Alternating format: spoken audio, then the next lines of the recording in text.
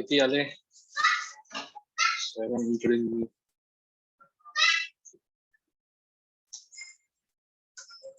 कालच्या लेक्चरवर कोणाला काही क्वेश्चन विचारायचं आहे का?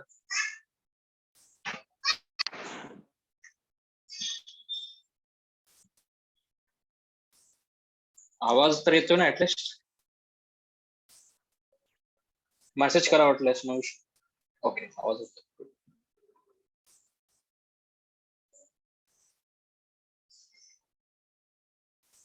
तर काय होतं कालचं लेक्चर राजपान?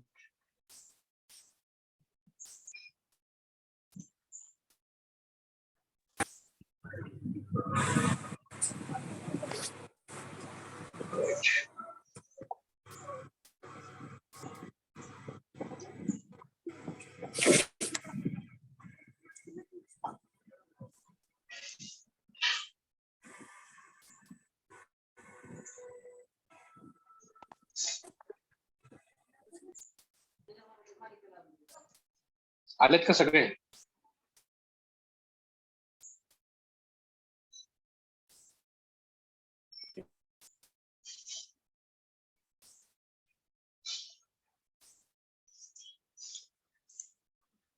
ओके, 11 आहे. ऑल राईट, तर क्विकली कालचा पॉइंट लास्ट जमीनदारी, रैतवारी आणि महालवारी होता.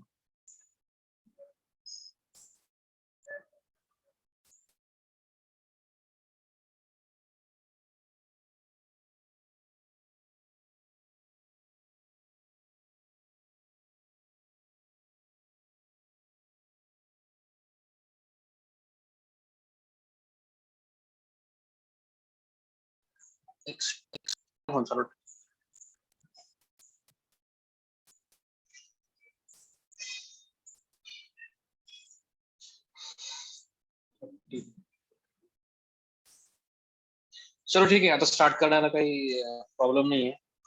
व्हिडिओ मी असंही बंद करणार आहे कारण की दोन गोष्टी आहेत.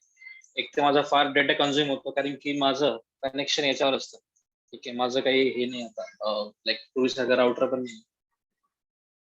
ठीक आहे, सो डेटा कन्झ्युमिंगचा थोडा इश्यू आहे. ॲज वेल ॲज व्हिडिओमुळे काय होतंय, माझी स्क्रीन थोडीशी झाकली जाते. ठीक आहे, समोरची मला ते फुल पाहिजे असतं. So for that reason me video off करतोय.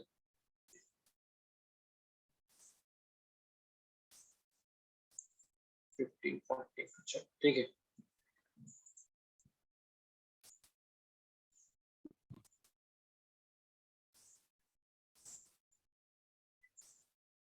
बर, ठीक आहे.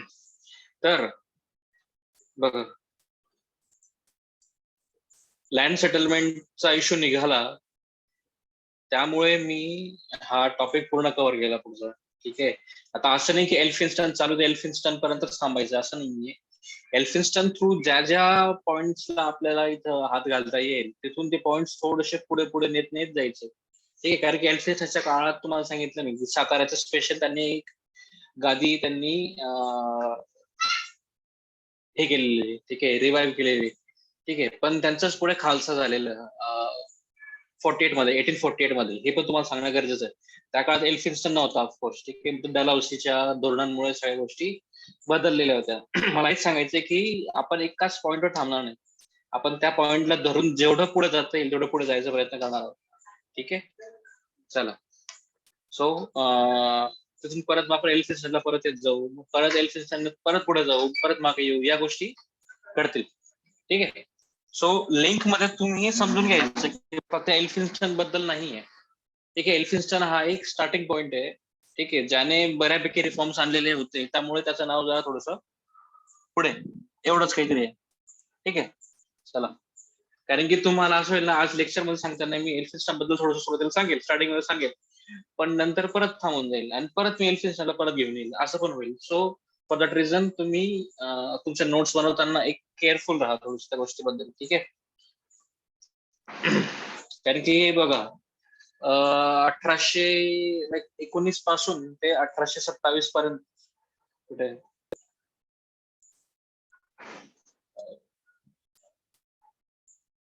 एनिवन आवाज येतं का माझं? रिस्पॉन्स हो सर येतो. Good good good good. तुमच्या इथून असं कधी कधी ते माईक अनम्यूट व्हायची इतकी सवय झालेली, असं वाटतं की बाबा काही प्रॉब्लेम नाही झाला माझ्या.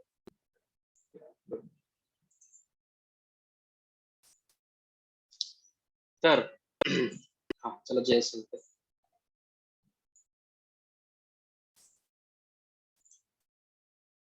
कालचा आपला पॉइंट स्टार्ट करायचा आहे आपल्याला लँड सेटलमेंटचा. ठीक आहे. तर बघा एल्फिन्स्टनच्या काळामध्ये एक रयतवारीला आपल्या त्यांनी हात घातला होता. रयतवारीची हळूहळू डेव्हलपमेंट होते 20-30 वर्षानंतर बऱ्यापैकी ती एक प्रॉपर फॉर्म मध्ये तयार झाली होती. पण त्याची स्टार्टिंग जी होती एक थॉमस मुनरोची. बरं पुन्हा खाली दाखवतो. काही हरकत नाही. एक काम करूया आपण थोडं स्टार्टिंग पासूनच घेऊ म्हणजे कसं आहे तुम्हाला त्याचा काही प्रॉब्लेम नको. एक सेकंड.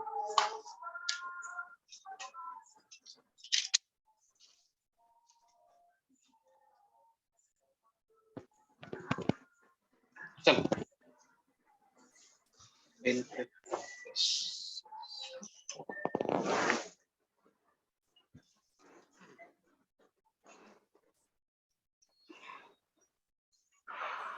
बघा आता हे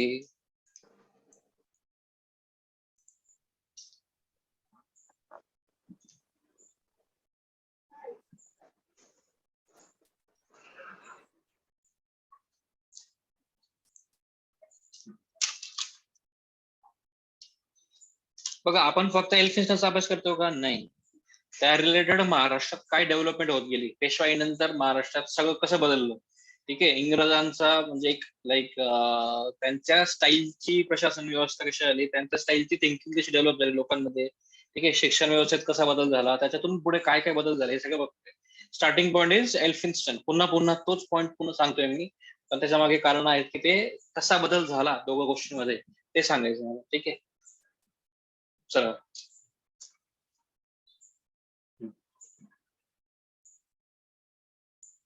आता लँड सेटलमेंट जमीन महसूल हा प्रकार काही नवीन नव्हता त्यावेळेस. ठीक आहे.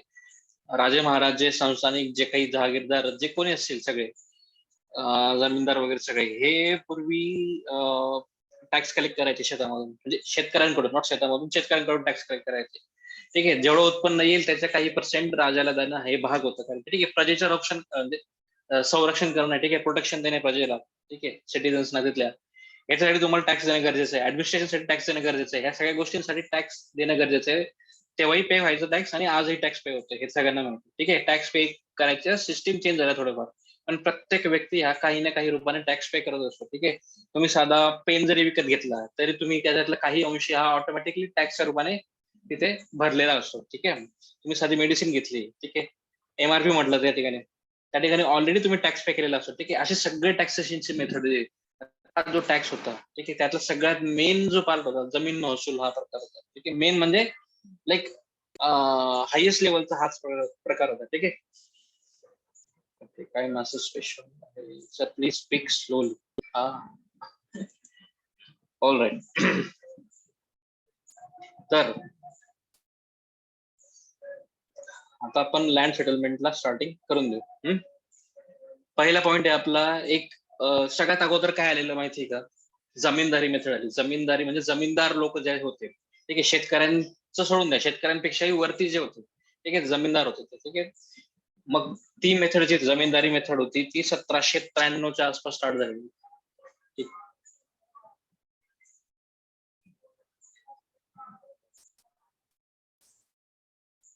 एक लक्षात ठेवा, हा चार्ट कालचा कॅरी करतोय बरं का मी, लक्षात ठेवा. मी पुन्हा पुन्हा हे पॉईंट लिहित बसणार नाही. ते जमीनदारी तीच, कायम धारा तीच आणि परमनंट सेटलमेंट पण तीच, सगळं एकत्रच.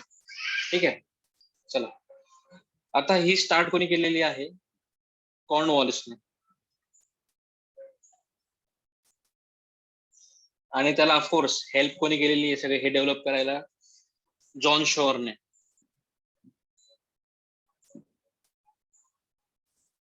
ठीक आहे. आता हे बघा कॉर्नवॉलिस वगैरे सगळे जे ते आहेत, त्यांचं सगळं सत्ता केंद्र कुठं होतं माहितीये का त्यावेळेस भारताचं? कलकत्त्याला. ठीक आहे. त्यामुळे त्या एरियात सगळ्यात अगोदर सुरू झालेली, बेंगालचा एरिया जो होता त्या ठिकाणी सुरू झालेली. ठीक आहे. मग आता बघा कुठल्या कुठल्या भागात बंगाल एरियात होती सगळ्यात पहिली गोष्ट. ठीक आहे. नंतर बिहारचा भाग झाला, ओडिसा झाला. बिहार म्हणजे नुसता बिहार नव्हता, बिहार फार मोठा बिहार होता त्यावेळेस. म्हणजे आजचा झारखंडचा एरिया पण बघू का तुम्ही, बंगालचा पण काही एरिया जो होता हा बिहारमध्ये, आणि बंगालमध्ये नुसता असा वेस्ट बेंगॉल नव्हता. तर बंगाल म्हणजे आताचा इव्हन वेस्ट बेंगॉल ऍज वेल ऍज बांगलादेश, आणि थोडस एक नॉर्थ ईस्टचा भाग मध्ये काही एक आसामचा काही भाग, अशापर्यंत हा बेंगाल पसरलेला होता. म्हणजे विचार करा किती मोठा प्रदेश त्यावेळेस तिथं होता. ठीक आहे. या सर्व ठिकाणी आता त्याचा एक मॅप आपल्याकडे ऑलरेडी रफ मॅप आहे आपल्याकडे. ठीक आहे. हा बेंगालचा एरिया, असाच एक मॅप दुसऱ्या ठिकाणी.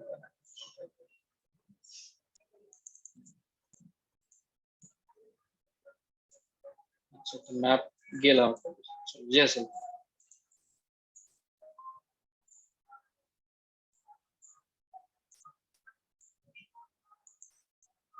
ठीक. तर हे बंगाल साइड, बिहार साइड, चला थोडस खराब करू नका. हा पूर्ण बंगालचा एरिया त्यावेळेस कव्हर होता.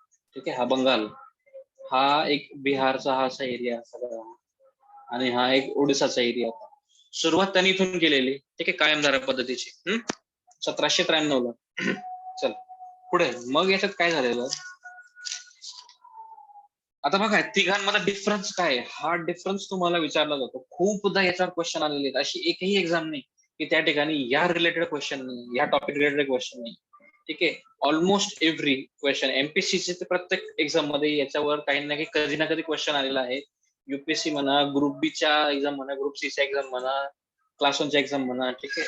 नंतर सेंट्रल गव्हर्नमेंटचे पण स्टाफ सिलेक्शन म्हणा, कमांडंट म्हणा, किंवा कुठलीही म्हणा, सगळ्यांना या टॉपिकवर क्वेश्चन आलेला आहे. म्हणजे जे मोस्ट इम्पॉर्टंट टॉपिक असतात त्याच्यात हा टॉपिक आहे. ठीक आहे. तुम्हाला जिथून हा टॉपिक मिळेल पुस्तकांमधून, मोठमोठ्या पुस्तकांमधून, कुठूनही, तर व्यवस्थित करून घ्या. सगळे पॉईंट्स तुम्ही कलेक्ट करा. मी जेवढं शक्य आहे माझ्याकडून, जेवढं माझ्या काही इन्फॉर्मेशन आहे त्याच्यातली 99% मी तुम्हाला द्यायचा प्रयत्न करतोय. ठीक आहे. तरी तुम्ही हा टॉपिक स्वतः वाचायचा बुक्स मधून. ठीक आहे. कारण की त्याची एक फ्लो असतो लिहिताना त्यांचा. ठीक आहे. पुस्तकांमध्ये मी काय करतो, फक्त पॉईंट्स काढून तुम्हाला सांगतो. त्याच्यामध्ये एक फ्लो असतो. ठीक आहे. चला, म्हणजे लक्षात व्यवस्थित राहतं आपल्याला. पुढे चला, कॉर्नवॉलिस जॉन शोरने मेथड आणलेली त्या ठिकाणी, ऍज वेल ऍज लँड सेटलमेंटचे टॉपिक सांगतोय. ठीक आहे. जमीनदारी, रयतवारी, महालवारीचं. ठीक आहे. पुढे जमीनदारी सिस्टीम मध्ये तुम्हाला सांगितलं मी, शेतकरी बघा, फार्मर हा एक टॅक्स देत असतो, शेतसारा देत असतो. ठीक आहे. पण शेतकरी शेताचा मालक नसून त्याचा मालक कोण दाखवला या ठिकाणी, जे जमीनदार लोक असतात वरती, जे टॅक्स कलेक्शन करायचे करून. ठीक आहे. त्यांनाच एक प्रकारे जमिनीचा मालक करून टाकलं, आणि त्यांनाच सांगितलं की बाबा तुम्ही टॅक्स कलेक्ट करा आणि आम्हाला द्या. कोणाला द्या? सरकारला, म्हणजे ब्रिटिशांना द्या, ईस्ट इंडिया कंपनीला द्या. हा प्रकार होता. ठीक आहे. चला, मग ते जमीनदार त्याची पिळवणूक करतील वगैरे गोष्टी सगळ्यांना माहिती आहे. ठीक आहे. जमीनदार म्हणा किंवा एक प्रकारे मध्यस्थ होते, पण नंतर नंतर ते जमीनदार फार मोठे व्यक्ती होऊन गेले, एक राजासारखे त्यावर जगायला लागले त्यावेळेस. ठीक आहे. चला, आणि जमीन कशी होती माहिती का, ऍक्च्युली ती होती लिलावाने, ऑप्शन. ओके. म्हणजे त्याचं लिटरली असं व्हायचं की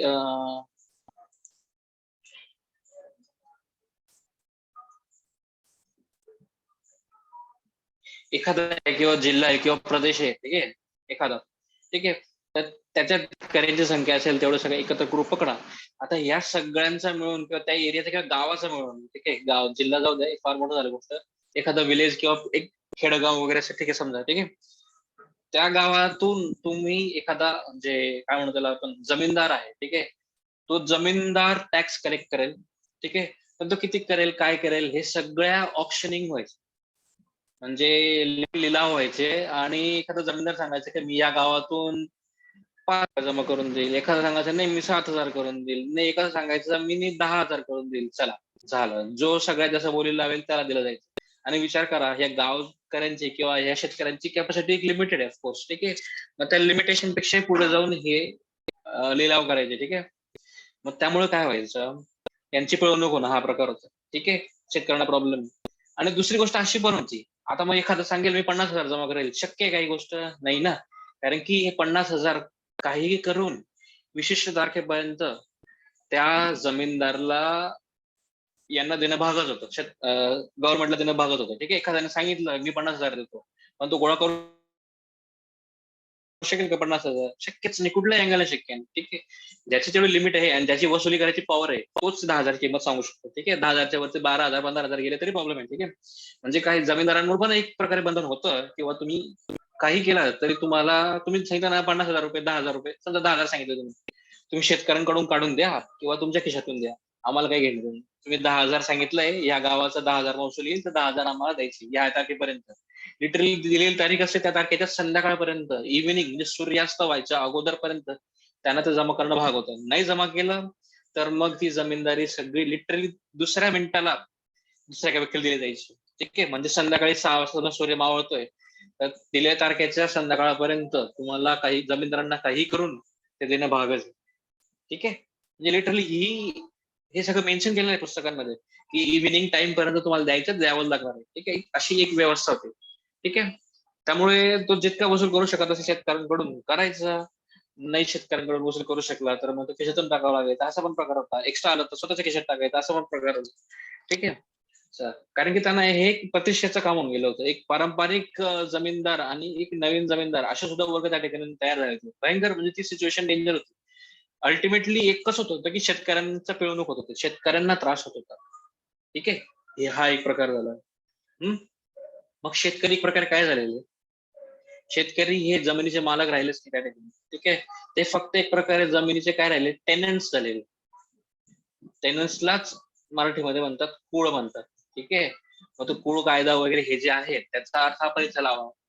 ठीक आहे, तुम्हाला हे पॉइंट्स येतील भविष्यात. ठीक आहे, पब्लिक ऍडमिनिस्ट्रेशन किंवा पॉलिटीचा अभ्यास कराल तुम्ही, त्यावेळेस असे काही ना काही कायदे येतील जीएस मध्ये.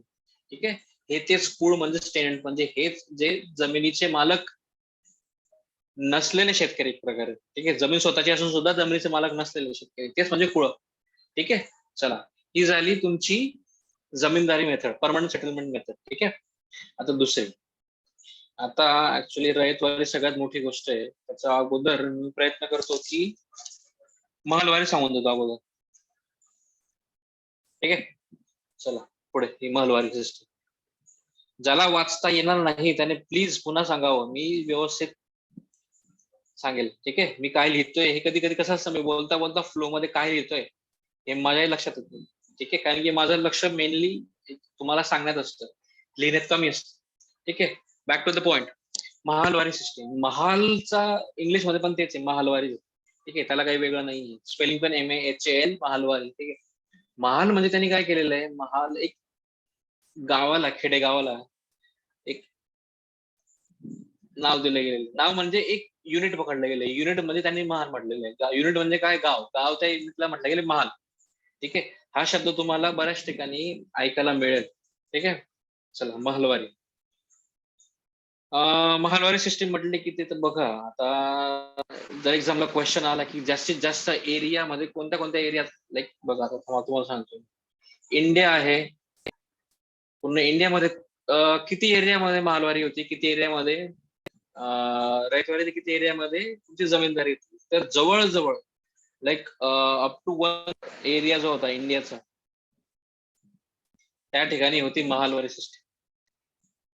हा बघा, हा 30% 33% महालवारी.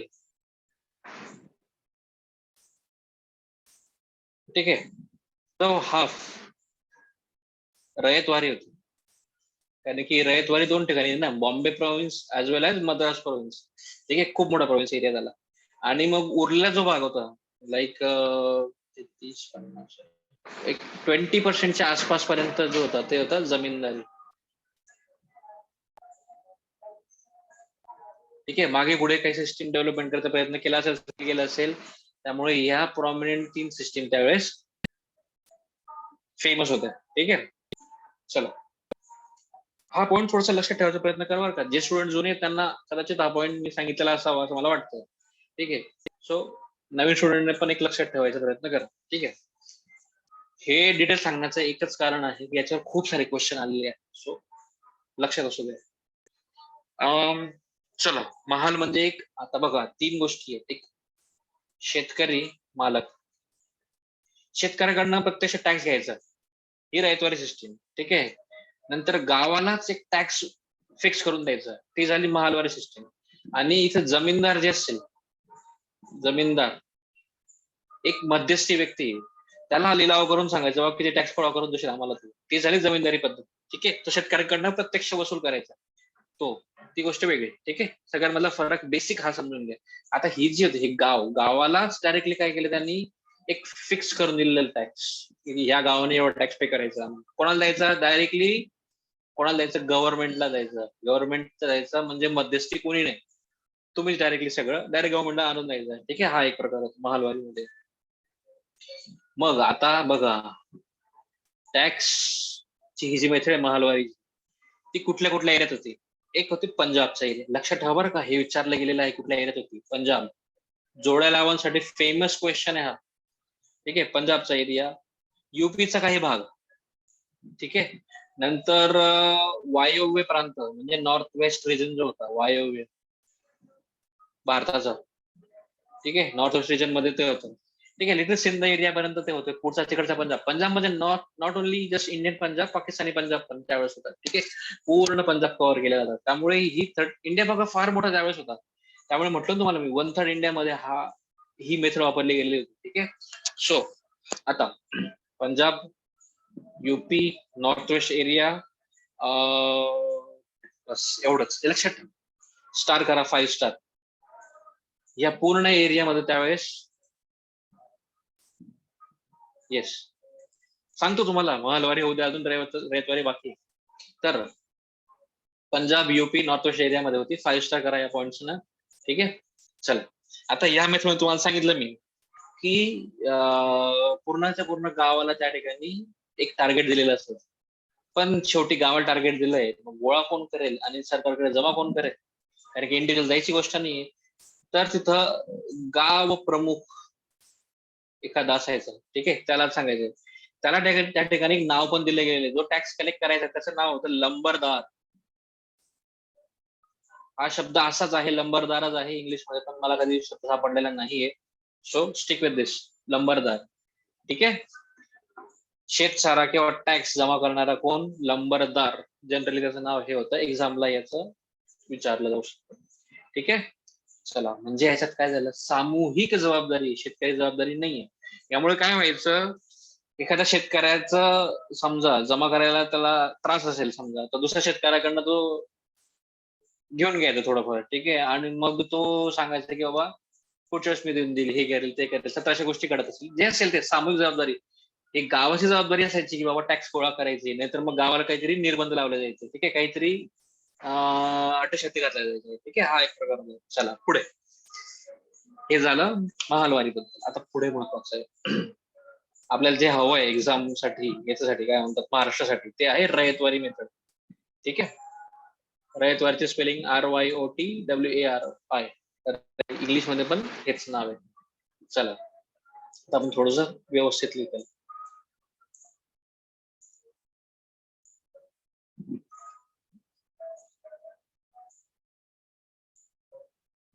चला, रयतवारी मेथड बघा, हा सुद्धा एक प्रयोगच होता. असं नाही की एक मेथड डेव्हलप केली आणि टाकून दिली. कसं आहे, सुरुवातीला त्यांनी काहीतरी क्लॉज टाकले, त्या क्लॉज मध्ये चेंजेस करत गेले, मग त्यात अजून चेंजेस करत गेले, डेव्हलप होत गेली ही मेथड. ठीक आहे. सगळ्यात पहिले मद्रास मध्ये आणली गेली. मद्रास म्हणजे काय, मद्रास सिटीमध्ये का? नाही, मद्रास प्रांतात आणली गेलेली मेनली.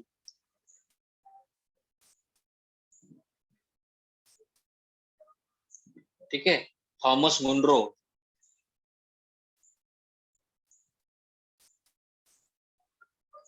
जुन्या स्टुडंटना हे रेप्युटेशन आहे, त्यांनाही माहिती आहे. ठीक आहे. चल, बघा त्याच्यात काही ऍडिशनल पॉईंट असेल तुम्हाला सांगेल मी रयतवारी आणि आहेत. चला, मग पुढे काय होतं, थॉमस मुनरोने आणलेली. आणि बघा तुम्हाला province, no? मद्रास आहे, Yes. प्रांत म्हणजे प्रोव्हिन्स. येस, प्रोव्हिन्स म्हणजे प्रांत. येस, ठीक आहे. साधारण ती 1820 च्या आसपास सुरू झालेली आहे. त्यानंतर ती आलेली आहे बॉम्बे प्रोव्हिन्स मध्ये. ठीक आहे. त्याच्यात सुरुवात कोण होतं त्यावेळेस? एल्फिन्स्टन होता. एल्फिन्स्टनने सुरुवात करून दिलेली आहे. ठीक आहे. त्याने काय खूप डेव्हलप केली त्याची अशी गोष्ट नाहीये, पण त्याने सुरुवात करून दिलेली आहे. मग त्याच्यात बऱ्यापैकी प्रांत वाईज, एरिया वाईज त्यात काय चेंजेस करावे, काय चेंजेस करू नये, हे सगळं त्या ठिकाणी ते ऍडिशन करत गेलेले. ठीक आहे. फक्त एक लक्षात ठेवा, कोणी कोणी आणलेली नाही, थॉमस मुर आणि एल्फिन्स्टनचे नाव महाराष्ट्रासाठी. ठीक आहे. चला एवढं लक्षात ठेवा. एक पॉइंट राहिलेला आपला याचा महालवारीच कोणी आणलेली. ठीक आहे. महालवारी सिस्टम कोणी डेव्हलप केलेली? मॅकेन्झी नाव लक्षात ठेवा पण. मॅकेन्झी, महालवारी मॅकेन्झी, MM लक्षात ठेवा, बाकी जाऊ दे. ठीक आहे. चल पुढे रयतवारीला आपण बघतो. जसं तुम्हाला ऑलरेडी सांगितलं की रयतवारी सिस्टीम मध्ये काय असतं, शेतकरी स्वतः मालक आहेत शेताचा. ठीक आहे. फार्मर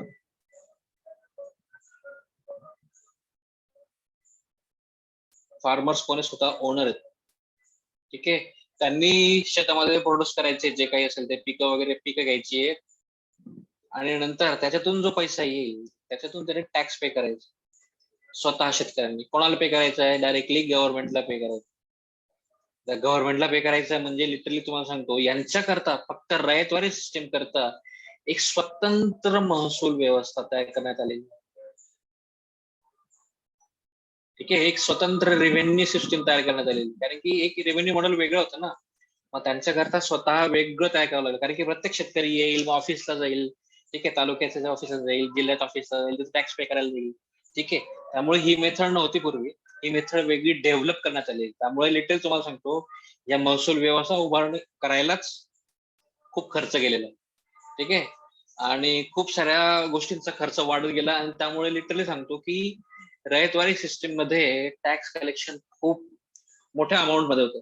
ठीक आहे. म्हणजे तुमच्या उत्पन्नाच्या जवळजवळ अर्धा उत्पन्न तुम्हाला द्यावं लागायचं गव्हर्नमेंटला.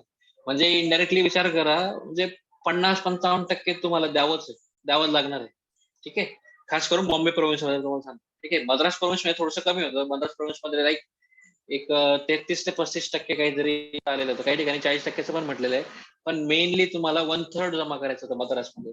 ठीक आहे. पण बॉम्बे प्रोव्हिन्स मध्ये तुम्हाला जवळजवळ हाफ किंवा हाफ पेक्षा जास्त जमा करायचे होते. त्याच्यामुळे कारण अशी भरपूर होती की गव्हर्नमेंटचा खर्चच खूप जास्त व्हायचा त्या ठिकाणी. शेतकऱ्याला स्वतः जमा करावं लागायचं. ठीक आहे. चलो. आणि विचार करा ना, 50 ते 55% तुम्हाला म्हणजे अर्धा डायरेक्ट गव्हर्नमेंटला द्यायचं, म्हणजे त्याला काय अर्थ उरलेला? म्हणजे सगळं पकडून जर तुम्ही गेलात तर शेवटी शेतकऱ्यावर राहायचं, फक्त त्याचं वर्षभर उदरनिर्वाह होईल, त्याला पुरेल, खायला उरेल एवढं जण त्याच्याकडे असायचं. आणि ते काही बार्टर सिस्टीम असायची ना, ते 12 बलुतेदार आणि अलुतेदार जे काही असायचे. ठीक आहे. त्या सगळ्यांना ते त्या ठिकाणी जेमतेम पे करू शकतील एवढं जोरायचं. बलुतेदार म्हणजे तुम्हाला माहिती असेल सगळ्यांना, 12 बलुतेदार म्हणजे गावातले जे दुसरे काम करणारे असतील, म्हणजे एक कुंभार, न्हावी, असे जे कोणी व्यक्ती असेल त्याला त्याचं कामं दिलेले असेल. ठीक आहे. शेती सोडून उरलेले जे कामं असतात, ठीक आहे, ते त्यांना काय केलं जायचं सगळ्यांना माहितीये की एक प्रकारे बार्टर सिस्टम असायची. ते तुम्हाला सर्व्हिस देतील, तुम्ही त्यांना वर्ष शेवटी किंवा एक ठरलेल्या काळामध्ये त्यांना धावळ करायचं, ही बार्टर सिस्टम असायची. हे सगळं काढून मग शेवटी शेतकऱ्याला काय उरायचं? जेमतेम खायला उरेल एवढा अन्न उरायचं. आणि तो व्यक्ती काय खाईल आणि काय भविष्यात पिकवेल आणि काय पुढे विकास करेल? ठीक आहे. म्हणजे त्याला काही उरायचंच नाही एक प्रकारे. ठीक आहे. चल, त्यामुळे काय झालेलं बघ, सिस्टीम डेंजर होतो.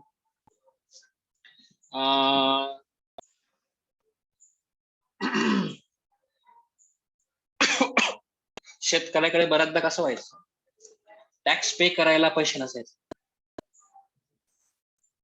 हा जो टॅक्स असायचा पे करायला पैसे नसायचे. ठीक आहे. कारण की तुमचं प्रत्येक वेळेस किती उत्पन्न झालं हे मोजणं हा प्रकार नव्हता.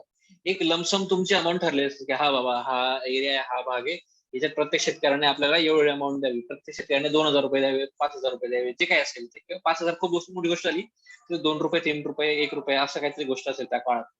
ठीक आहे. एक आताची गोष्ट सांगतो तुम्हाला. ठीक आहे, असा प्रकार होता. ठीक आहे, टॅक्स पे करायला समजा ठराविक अमाऊंट नसेल तर ते टॅक्सचे पैसे गव्हर्नमेंटला देताना कोणाकडनं घ्यावे लागतील ते? एखादा सावकार असेल,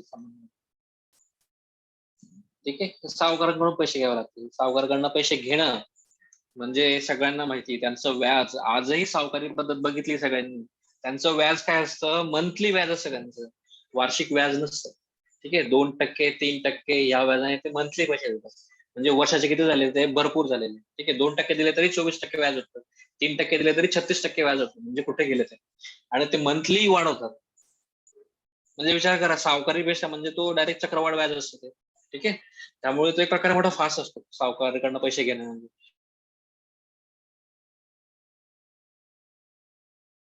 नसतो, पण काहीतरी सँक्शन आहे त्यांचं. ठीक आहे, मग सावकाराकडे पैसे पे करतच असतो तो आयुष्यभर, फक्त सावकाराचे पैसे देत असतो, तो फक्त व्याजच देत असतो. एखादा शेतकरी फक्त व्याज पे करत असतो, त्याचा मुद्दल निघतच नाही, कारण की ते मुद्दलापेक्षा व्याज 3-4 पट वाढत गेलेलं असतं. ठीक आहे, मग शेवटी अशा वेळेस तो कंटाळून काय करतो? ती जमीन सावकाराकडे देऊन टाकतो, किंवा जमीन सावकार काय करतो? शेवटी शेवटी त्याची जमीनच हिसकावून घेतो त्याच्याकडून. ठीक आहे, हा प्रकार होतो. म्हणजे एक प्रकारे काय झालेलं आहे, ही मेथड किती वाईट. ठीक आहे, रयतवारी सिस्टीम. चला, त्यात चांगलं एवढंच होतं की मिडल मॅन चालले गेले. मिडल मॅन अव्वा सव्वा काही कधीही काही म्हणजे लाईक राजासारखे बिहेव करत होते. राजा म्हणजे लाईक ओनर बिहेव करत होते, त्यामुळे शेतकऱ्यांना हा वेगळा त्रास होतो. ठीक आहे, पण इनडायरेक्टली हे सावकारी मेथड मध्ये किंवा त्याच्यात अडकणं हे पण त्रासदायकच होतं. फायदा असा होता रयतवारीमध्ये की शेतकऱ्याला पाहिजे तेवढा शेतकरी स्वतः पिकवत होता. ठीक आहे, तो स्वतः रात्रंदिवस काबाड कष्ट करून त्याचं उत्पन्न वाढवण्याचा प्रयत्न करायला लागलेला, ज्या गोष्टी त्या ठिकाणी घडत होत्या. ठीक आहे, आता समजा रयतवारी मेथड आहे, त्याचा फायदा असा होता की बा मिडल मॅन गेले. ठीक आहे, एक तोंडी सांगतोय, तुम्हाला लिहायची काही गरज पण नाही विशेष. ठीक आहे, मिडल मॅन गेले. आता काही ठिकाणी असं पण म्हटलं गेलं की बाबा जेव्हा दुष्काळ वगैरे पडायचा किंवा अतिवृष्टी झाली किंवा काही प्रॉब्लेम झाला, म्हणजे नैसर्गिक आपत्ती आली, तर गव्हर्नमेंट त्यांच्या शेतसारा थोडस कमी जास्त करू शकत होती. हाही एक प्रकार होता. ठीक आहे, नंतर शेतकरी स्वतः मालक असल्या कारणाने तो स्वतः जास्त कष्ट घेऊन एक्स्ट्रा उत्पन्न घेऊ शकत होता म्हणजे त्याची स्वतःहून इच्छा व्हायची की बाबा आपण मालक आहेत, आपणच प्रोडक्शन स्वतः वाढवायचं. ठीक आहे, मग जे होईल ते बघू. पूर्वी तसं नव्हतं ना, सावकारीमध्ये तसं प्रॉब्लेम व्हायचा. सावकारीमध्ये मालक सावकार असायचा आणि गव्हर्नमेंट टॅक्स कोणाकडनं वसूल करायची? याच्याकडून, सावकार म्हणतो मी, सॉरी, जमीनदाराकडून वसूल व्हायचं. ठीक आहे, त्यामुळे शेतकरी असे उत्सुक नसायचे पे करायला अशा वेळेस, किंवा किंवा कामं करायला. ठीक आहे, या मेथड मध्ये थोडंसं एक बेनिफिट असं झालं की बाबा शेतकरी थोडेसे स्वतःहून मग जास्त काम करायचे. ठीक आहे, चला पुढे असं होतं, काही शेतकरी असे डेंजर होते की ते शेताचे मालक आहेत, बरोबर, मग ते स्वतः शेती नाही करायचे, त्याचं ते कामाला माणसं ठेवायचे. ठीक आहे, म्हणजे एखाद्या म्हणतो ना, आज एक सालदार किंवा गडी ठेवणं हा प्रकार सगळ्यांना माहिती आहे महाराष्ट्रीयन लोकांना. ठीक आहे, मग अशा प्रकारे त्या ठिकाणी घडायला लागले. त्यामुळे एक त्याला काय म्हणू आपण, नवीन कुळ तयार व्हायला लागले इनडायरेक्टली पाहायला गेलं. ठीक आहे, चला, एक नवीन वर्ग तयार व्हायला लागला त्या ठिकाणी, शेतीमध्ये काम करणारा, शेताचा मालक नसलेला पण शेतामध्ये राहणारा व्यक्ती, ज्याला त्याचं उत्पन्नाचा काही भेटायचं नाही, थोडेफार पैसे भेटायचे आणि थोडंफार अन्न भेटायचं वर्षाला, बस तेवढं. आजही तसंच आहे, सगळ्यांना माहिती. ठीक आहे, चला, चला पुढे. थोडे गुण दोष आपण सगळे बघितले. आता एक महत्वाच्या व्यक्तीचं स्टेटमेंट या ठिकाणी आपल्याला बघायचंय, पण म्हणजे महादेव गोविंद रानडे हे एक्झामला येतं.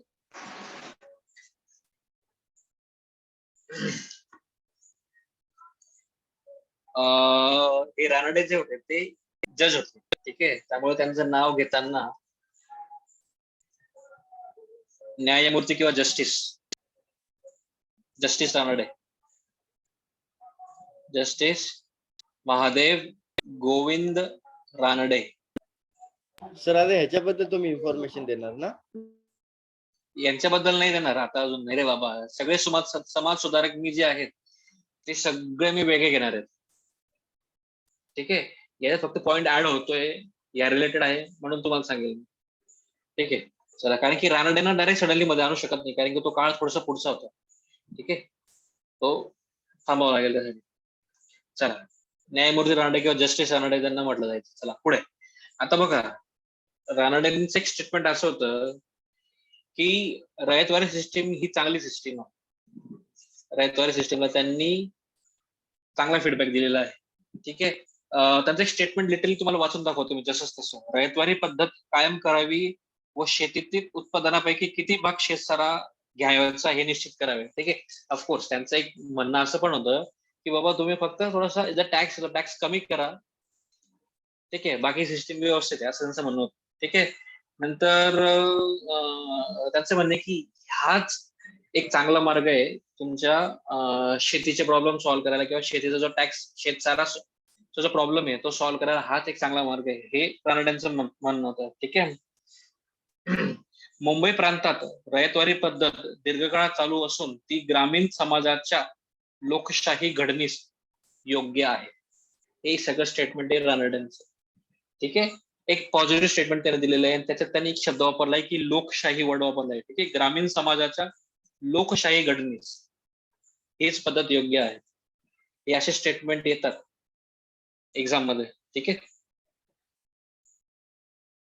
एक तुम्हाला सांगतो सर म्हणजे महादेव गोविंद रानडे काय म्हणणार आहे की रानडेचे.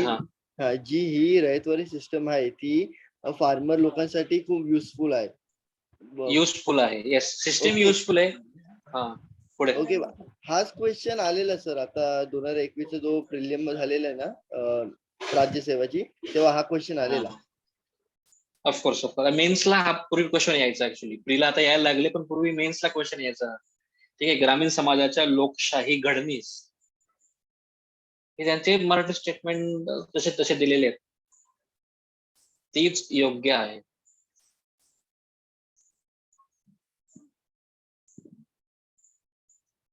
ठीक आहे. एक लक्षात असेल. हा, काय मेसेज टाकलेला आहे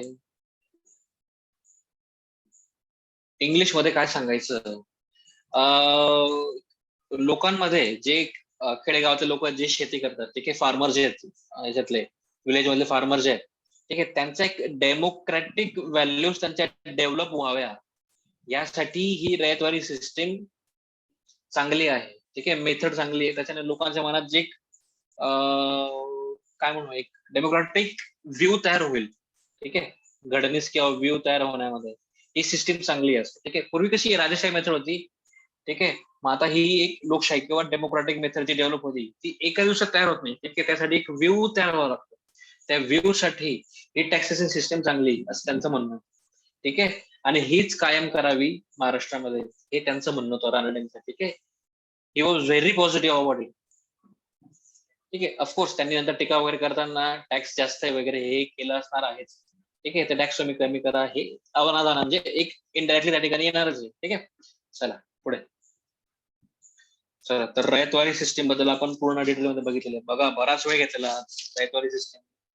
ठीक आहे. चला आता काय होतंय माहितीये का हे रयतवारी सिस्टीम मध्ये 50-55% जो टॅक्स गोळा व्हायचा. शेतकऱ्यांना काय व्हायला शेवटी प्रॉब्लेम व्हायला लागले. सावकारी फासात अडकले. म्हणजे काय शेतकरी असंतुष्ट राहिले. आता ते किती वेळ सहन करणार या गोष्टींना. त्यामुळेच ह्या कारणांमुळेच हे टॅक्सेशन सिस्टीम मुळे मध्ये दुष्काळ पडणं मग गव्हर्नमेंट पण त्या रिलेटेड काही फारसं शेतकऱ्यांकडे लक्ष न देणं या सगळ्या कारणांमुळे 1875 मध्ये डेक्कन अग्रेरियन रायट्स झालेले. दख्खनचे शेतकी दंगे. ठीक आहे. किंवा डेक्कन रायट्स पण त्याला म्हटलं गेलेलं आहे. ठीक आहे. तेच डेक्कन अग्रेरियन रायट्स पण म्हटलं गेलेलं आहे. ठीक आहे. दंगे म्हणजे लोकांनी काय केलं म्हणजे उठावणी म्हणतात त्यांना आंदोलन वगैरे केले. आंदोलन म्हणजे छोटं आंदोलन नसते असं आताच नसतं आंदोलन. ते डायरेक्ट मग माराधोडीवर जातात पूर्वीच्या काळामध्ये सगळे रायट्स एक प्रकारे वर्ल्ड. ठीक आहे. त्याला दख्खनचे शेतकी दंगे असं म्हटलं गेलेलं.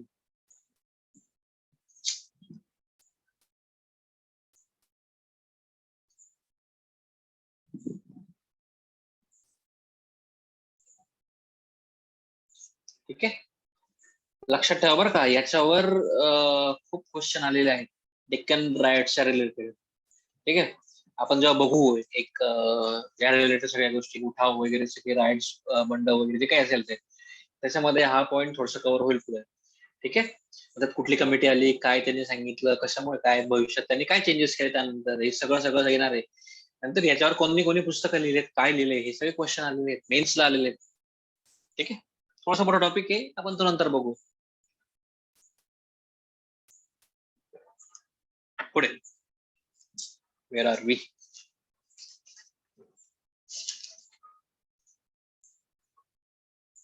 महालवारी संपले. चला आता एक करूया थोडस, पुन्हा आपण एल्फिन्स्टन कडे वळू. एल्फिन्स्टन भाऊ काय आपल्याला शांत बसू देत नाही. तो एवढा म्हणजे लाईक ब्रिटिशांना पण आवडून गेलेला होता की ते जेव्हा 1827 ला, तुम्हाला एक जनरल सांगतो बरं का, मी थोडस बाहेर येऊन पुन्हा सांगतो.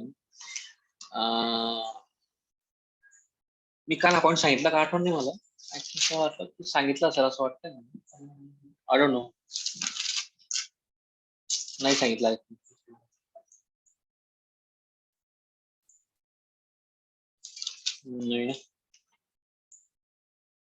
हा नाही सांगितलं की तो आता एल्फिन्स्टन हुशार होता, अभ्यासू होता, सगळ्यांना माहिती, कमी अभ्यास, स्वतःचा कमी शिक्षण झालेलं कम्पॅरेटिव्हली वयामुळे. ठीक आहे. पण त्याने सगळे शिक्षण व्यवस्था बदलून टाकलेली एक प्रकारे महाराष्ट्रातल्या. ऑफकोर्स त्याच्यासाठी दुसरे पण फॅक्टर्स कामात आले नंतर नंतर. ठीक आहे. पण त्याने जे इनिशिएशन घेतलेलं आहे ते महाराष्ट्रासाठी खूप कामाचं होतं त्यावेळेस. ठीक आहे. आज आपण जी एज्युकेशन सिस्टम डेव्हलपमेंट बघतोय, त्याचा पाया म्हणा किंवा स्टार्टिंग म्हणा, हे त्यावेळेस वेस्टर्न काइंड ऑफ आपण एज्युकेशन सिस्टम बघतोय आजची. ठीक आहे. त्याच्या मागे याचा थोडासा एल्फिन्स्टनचा रोल आहे. ठीक आहे. नंतर वुड्स डिस्पॅच वगैरे जे आलेले आहेत भविष्यात, ते आपण बघू, तर त्यांचाही मोठा रोल आहे.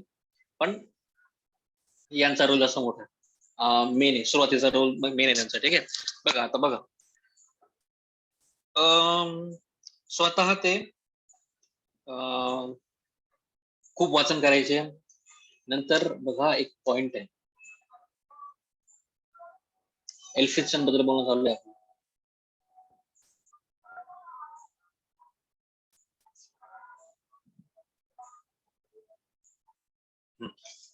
बघा ते स्वतः खूप रीडिंग करायचे. ठीक आहे. ते स्वतः लेखक पण होते, रायटर पण होते. ठीक आहे. त्यांनी बरेचसे पुस्तकं लिहिली, त्यांचे नाव पण बघू आपण. स्वतः ते इतिहास संशोधक पण होते.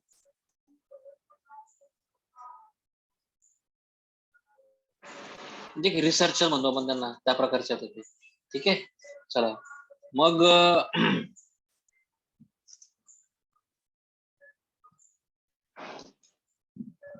एक हे होती, सोसायटी होती, त्या सोसायटीचे सदस्य होते. सोसायटीचं नाव सांगतो तुम्हाला, लिटररी सोसायटी ऑफ बॉम्बे.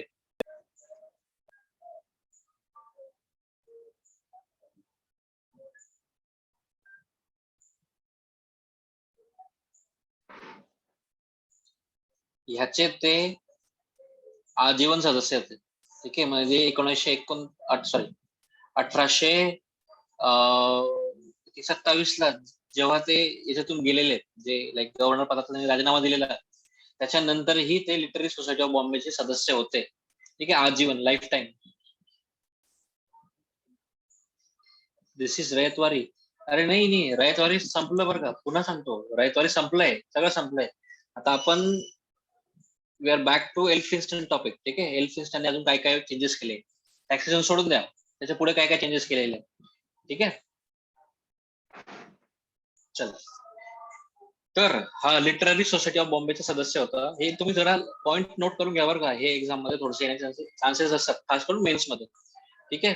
मग तीच लिटररी सोसायटी भविष्यात जाऊन तिचं नाव चेंज झालेलं, ते नाव म्हणजे रॉयल एशियाटिक सोसायटी. वाल्यांना माहिती असेल सगळं, मुंबईवाले. एशियाटिक सोसायटी जी आहे तिचं पूर्वीचं नाव होतं लिटररी सोसायटी ऑफ बॉम्बे. त्यात खूप सारे पुस्तकं आहेत, खूप त्या ठिकाणी नवीन जे जुन्या काळातले पुस्तकं सगळे तुम्हाला इन्फॉर्मेशन भेटते. ठीक आहे. जाऊ शकतो आपण पण त्या ठिकाणी. चला पुढे, त्यांनी लिहिलेले बुक्स कोणते, कोणी एल्फिन्स्टन लिहिलेली पुस्तकं सांगतो तुम्हाला. भारताचा इतिहास, सर जरा स्क्रीन म्हणजे ते खाली करता का? ठीक आहे. भारताचा इतिहास त्यांनी पुस्तक लिहिलेलं. भारताचं म्हणजे त्यांनी लिहिताना काही भारत म्हणून लिहिले, हिस्ट्री ऑफ इंडिया वगैरे लिहिलंय. पण ते ज्या पुस्तकातून मी हे सगळं डेटा घेतलाय ना, त्यात सगळं जसं तसं मराठीत लिहिलेलं आहे. त्यामुळे डोंट वरी, ओके एक्झामला सर, असं. थँक्यू. मग दुसरं, काबूलचा इतिहास. काबूल कुठे आहे सांगा पटकन.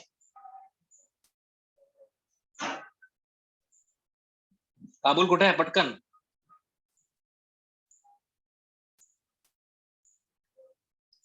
अरे काबूल, किमान मॅसेज तरी करा मग.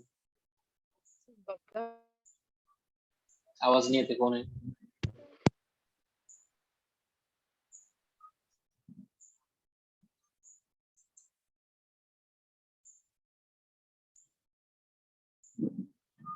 काबूल आणि बगदाद मध्ये फरक आहे ना? काबूल वेगळं आहे, बगदाद वेगळं आहे. जोरात बोलता का कोण आहे? मध्ये कॅपिटल आहे. तुमचा आवाज ऍक्च्युली कळत नाही. चला, Afghanistan? अफगाणिस्तान माहितीये? It is Afghanistan, yeah. Afghanistan. ठीक आहे. चला, बघा, Capital of एवढ्या बेसिक Afghanistan, गोष्टी, हा, एवढ्या बेसिक गोष्टी माहिती असणं गरजेचं आहे. ठीक आहे. कारण की तुम्हाला हे फार छोटी गोष्ट आहे, काबूल कुठे आहे, काय असेल, त्याच्याशी काही पुढे जाऊन अभ्यास करायचा आहे आपल्याला. ठीक आहे. बगदाद पण कुठे आहे ते बी समजून घ्या, ते समजून घ्या. काबूल कुठे आहे ते समजून घ्या. ठीक आहे. Back to topic. ठीक आहे. चुका काही इश्यू नाहीये. जो आन्सर देतो तो चुकेल बरोबर असेल त्याचा काही इश्यू नाहीये, पण आन्सर देत राहा. चला पुढे. पुढचं पुस्तक आहे त्यांचं, territories conquered from Peshwa. These books are written by Elphinstone. Elphinstone, yes. Territories conquered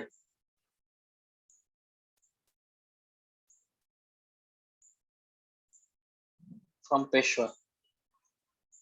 हे बुक्स त्याने लिहिलेले आहेत. ए रिपोर्ट असं एक नाव आहे त्याचं. ठीक आहे. Report, REPORT. ठीक आहे. आणि एक पुस्तक त्यांनी लिहिलेलं आहे अजून, त्या पुस्तकाचं नाव आहे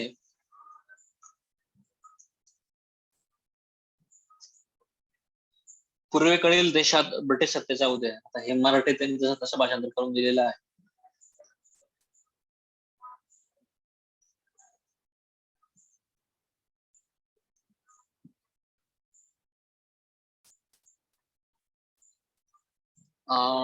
त्याला काय म्हणतात, ब्रिटिश सत्तेचा उदय.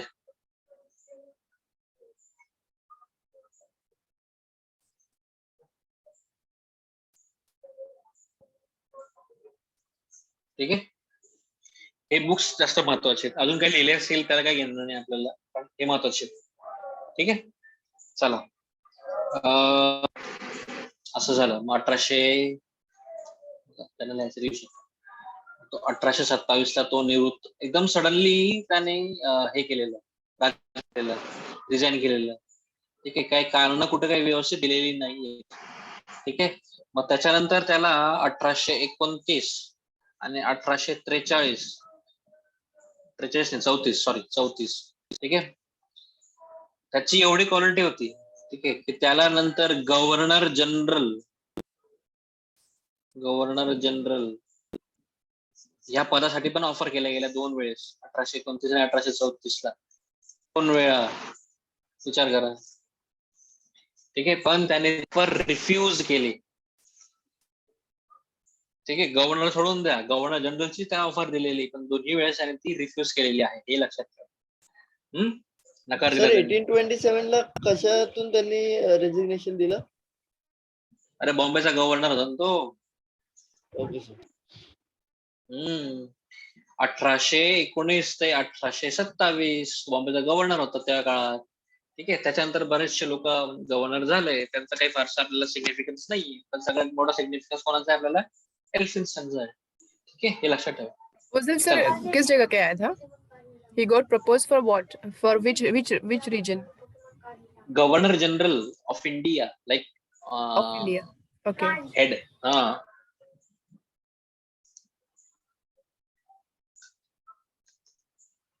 बरं मला सांगा, त्यावेळेस जुने student governor general of India होते की गव्हर्नर जनरल ऑफ बेंगाल होतं? पोस्टचं नाव काय होतं? Sir governor general of Bengal होतं आणि 1833च्या चार्टर ऍक्ट प्रमाणे इंडिया झालं. ठीक आहे, लक्षात ठेवा दोघांना, सगळ्यांना सांगतोय. गव्हर्नर जनरल ऑफ बेंगाल किंवा गव्हर्नर जनरल ऑफ इंडिया, हा जरी गव्हर्नर जनरल ऑफ बेंगॉल म्हटलं गेला असेल ना, तरी तो इनडायरेक्टली सगळ्या गव्हर्नरचा हेडच होता. ठीक आहे. आणि जेव्हा तो गव्हर्नर जनरल ऑफ इंडिया झाला तेव्हा त्याला ऍडिशनल अजून पॉवर भेटलेला का, या गोष्टी आहेत. ठीक आहे. कधी 1833च्या ऍक्ट नुसार. बरोबर आहे ना?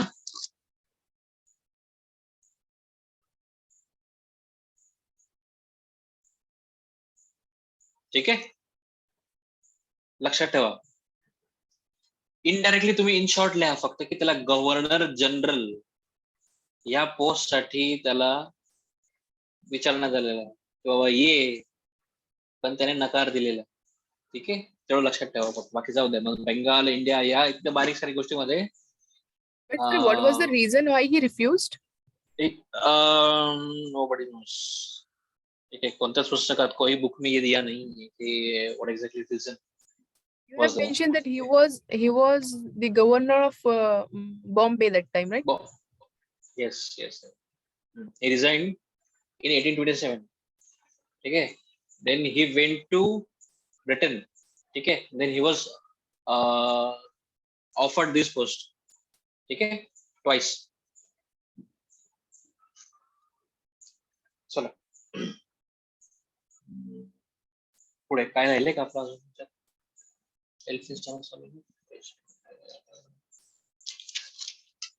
चल, आता आपण हळूहळू काय करतोय, ऍडमिनिस्ट्रेशनच्या भागात जातोय. ठीक आहे, ऍडमिनिस्ट्रेशन त्या काळात कसं झालेलं, ऍडमिनिस्ट्रेशनची स्टार्टिंग आपण अशी करू की बाबा एल्फिस्टनच्या काळात काय झालेलं, पण तेच आपण हळूहळू पुढे घेऊन जाऊ की बाबा तिथं पुढे काय झालं. ठीक आहे.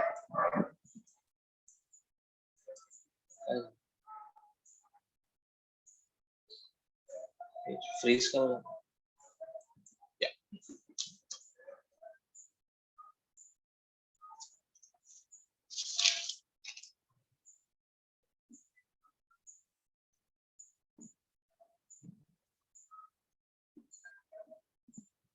ऍडमिनिस्ट्रेशन कसं होतं, कोणाचं? बॉम्बे प्रोव्हिन्सचं.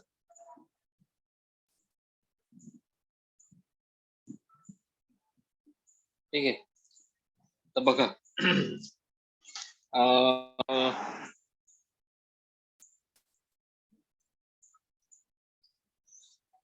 वास्तविक महाराष्ट्राचे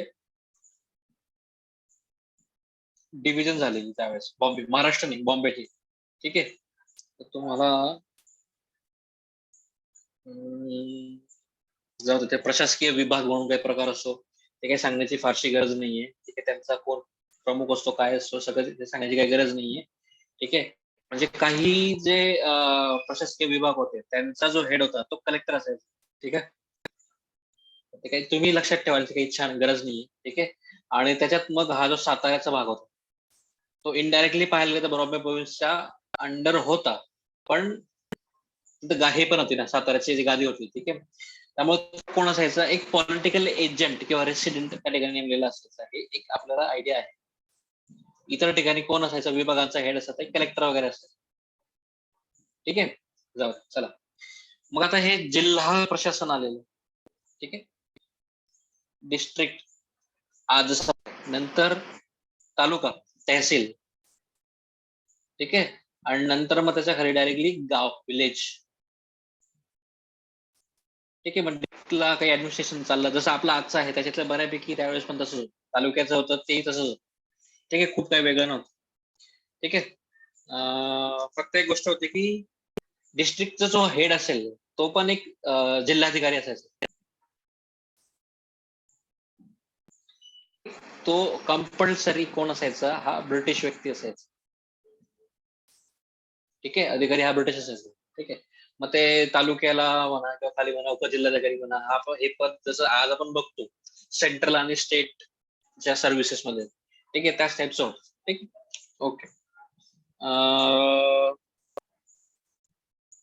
जिल्हाधिकारीला हेल्प करायला कोण असायचं, मग ते डेप्युटी कलेक्टर झाले, मामलेदार, पाटील, कुलकर्णी किंवा इतर अधिकारी सगळं असायचं. जाऊ दे, आपण ते पुढे जेवढं येईल तेवढं बघू आपण. ठीक आहे. मग त्यांचे कामं काय असतील तेच काही फारसं बघण्याची गोष्ट नाही. एक ओव्हरऑल सांगतो, वर्षावर सांगतो तुम्हाला, लिहायची गरज नाही. जिल्ह्यात जेवढा महसूल जमा होईल त्याच्यावर एक वॉच ठेवायचं, लक्ष ठेवायचं. ठीक आहे. नंतर प्रत्येक जिल्ह्यातल्या प्रत्येक ठिकाणी प्रत्येक गावाला जाऊन व्हिजिट द्यायची, जिल्हाधिकाऱ्याचं काम असायचं. ठीक आहे. नंतर जे ज्युडिशियल डिपार्टमेंट होतं ते सुद्धा यांना बघावं लागायचं कधी काय. ठीक आहे. नंतर ज्युडिशियरी थोडीशी वेगळी करण्यात आली, ती गोष्ट वेगळी. ठीक आहे. नंतर जे जे गाव किंवा तालुके किंवा सिटी जे काही आतल्या जिल्ह्यातल्या सिटी असतील त्याची जकात वगैरे गोळा करायची, त्याच्यावर पण लक्ष ठेवण्याचं काम यांचं असं आहे. ठीक आहे. नंतर एक स्टॅम्प्स वगैरे तयार करायचे. ठीक आहे. स्टॅम्प वेंडिंग वगैरे प्रकार माहिती आहे सगळ्यांना. ठीक आहे. स्टॅम्प रेव्हेन्यू याच्यावर पण लक्ष ठेवायचं. ठीक आहे. नंतर जे इतर प्रकारचे कर असतील, कुठल्याही प्रकारचे कर, ठीक आहे, त्या करांवर प्रत्यक्ष लक्ष कोणाचं असेल, जिल्हाधिकाऱ्याचं असेल. ठीक आहे. एक प्रकारे जिल्हाधिकारीच ते ठरवून द्यायचं. ठीक आहे. नंतर मॅजिस्ट्रेट पॉवर जिल्हाधिकारीला होती, हे तेव्हा पण होतं आणि आजही आहे. ठीक आहे. चला, अशा बऱ्याचशा गोष्टी ज्या पूर्वीच्या होत्या त्याच आहे, त्यामुळे वेगळं एक्झाम मध्ये विचारलं जाणार नाही. आणि विचारलंच तर तुम्ही लॉजिक लावून द्यायचं की आताचं जे ऍडमिनिस्ट्रेशन आहे ते बऱ्यापैकी त्यावेळेस तसं होतं. ठीक आहे. तालुका लेवलला पण तसंच काहीतरी होतं. ठीक आहे. मग सगळ्यात मेन गोष्ट काय येते, विलेज लेवलला किंवा ग्राम व्यवस्था कशी, ते महत्वाचं. गाव प्रमुख कोण असायचं? जास्त करून प्रशासनाचा प्रमुख जो असायचा तो पाटील असायचा, जास्त करून पाटीलच असतो. ठीक आहे. हे लक्षात असू दे.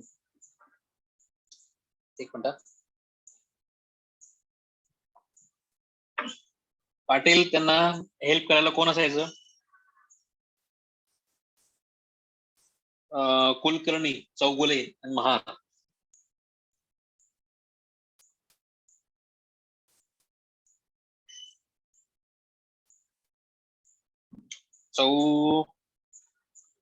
चौगुले किंवा चौगुले दोन्ही एकच, आणि एक महार म्हणून. ठीक आहे. आता पाटील एक, आता काही बुक्स मध्ये दिलेले किंवा पाटील हे एक विशिष्ट जातीचे लोक जास्त करून असायचे, ते म्हणजे ते मराठा समाजातले असतात. ठीक आहे. जे असेल ते आता मग त्या पाटीलांना एक वेगवेगळे नाव पण दिलेले काही ठिकाणी. काही ठिकाणी पटेल वगैरे पण असायचे, काही ठिकाणी नाव दिलेले. गुज्जू साईड लोक त्यांना पटेल वगैरे नाव दिले गेलेले. ठीक आहे. काही ठिकाणी मुकादम पण म्हटलं गेलेलं आहे, आणि हे कमी ठिकाणी वापरलं गेलेलं नाव आहे. मुकादम फार कमी ठिकाणी. ठीक आहे. किंवा मग त्यांना ग्रामणी म्हटलं जायचं, आणि ते त्यांना पदवी कुठली भेटली नंतर? पाटील. ठीक आहे. ठीक आहे. चल पुढे. आता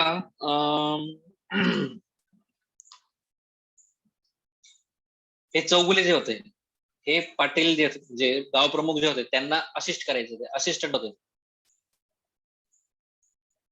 ठीक आहे. नंतर कुलकर्णी काय काम करायचे? कुलकर्णी सगळा, आता कुलकर्णी त्या गावाचा सगळा जो आर्थिक व्यवहाराचा हिशोब होता. ठीक आहे. सर्व काय करायचे ते हिशोब मला काही ठिकाणी हिशेब म्हटलं गेलेला आहे. ठीक आहे. जे काही आर्थिक व्यवहार चालायचे त्यांचा सगळ्यांचा हिशोब गावाचा हे करायचे, कुलकर्णी करायचे. म्हणजे आजच्या घडीला कोण करते? हे एक ग्रामसेवकला काही याच्यातले अधिक कदाचित त्या लेवलची ती पोस्ट सॉरी असावी. ठीक आहे. चला, अजून कोण राहिलं? हा, एक होतं महार. महार म्हणजे काय? एक प्रकारे त्या ठिकाणी शिपाई असायचा. ठीक आहे. सगळ्यात जास्त काम त्या व्यक्तीला करावं लागायचं. ठीक आहे. हर कामे म्हणा त्यांना एक प्रकारे. महार हा गावचा हर काम आहे, सरकारी शिपाई होता. ठीक आहे. गावाचा सगळ्यात जास्त भार त्या व्यक्तीवर होता. म्हणजे इनडायरेक्टली त्याला गावाचा वेट बिगार पण म्हटलं जायचं. म्हणजे एवढे काम त्या माणसाला प्रत्येकाने सांगितलं ते काम करायला त्याला जावं लागायचं. ठीक आहे. चला पुढे.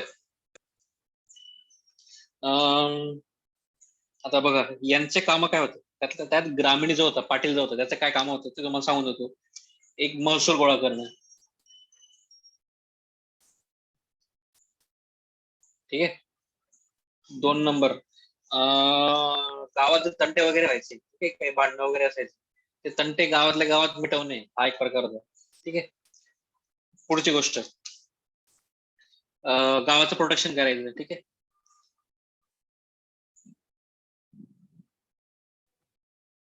Whose duties? नंतर गावाच्या डेव्हलपमेंटसाठी काम करायचं.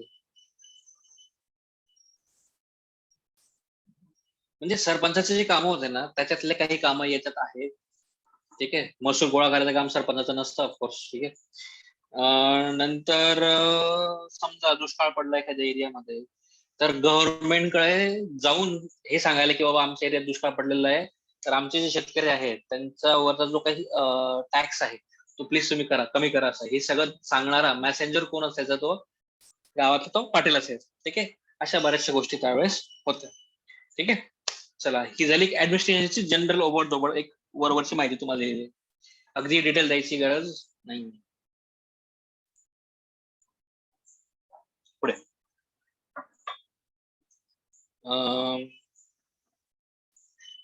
ग्राम प्रशासन झालं. एक एल्फिन्स्टनचा अजून एक पॉइंट मध्ये आपल्याला बघायचं आहे.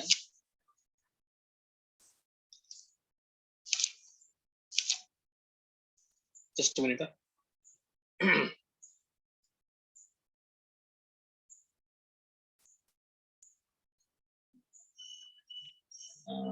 ओके, चल.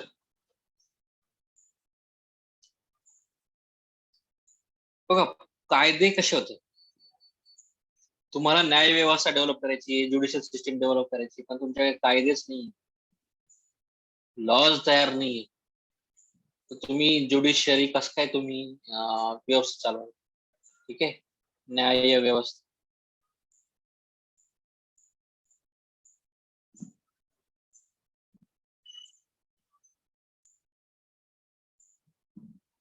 कसं काय करणार? ठीक आहे. मग एल्फिन्स्टनच्या काळात एक गोष्ट पुढे आलेली. ठीक आहे. अगोदर ऑफकोर्स इतर ब्रिटिश अधिकाऱ्यांनी किंवा जे बेंगालचे अधिकारी होते, ठीक आहे, किंवा गव्हर्नर वगैरे होते, ठीक आहे, त्यांच्या डोक्यात पण ही गोष्ट आलेली ऑलरेडी. पण आता महाराष्ट्राची गोष्ट चालू आहे म्हणून थोडंसं एल्फिन्स्टनचं नाव पुढे येतं. ठीक आहे. वास्तविक पाहायला गेलं तर काय होतं माहिती का, लिटरली वॉरेन हेस्टिंगच्या काळापासूनच ज्युडिशियल सिस्टीमला डेव्हलप करायचं चालू होतं. वॉरेन हेस्टिंग म्हणजे लाईक 1785च्या आसपासची गोष्ट चालू आहे. ठीक आहे. म्हणजे कुठली गोष्ट करतो आपण? बंगालची गोष्ट करतोय. म्हणजे काय, त्यावेळेस पासूनच त्यांच्या डोक्यात होतं की आपल्याला कायदे बनवायचे. पण एक मोठी अडचण त्यांना काय यायची माहिती का,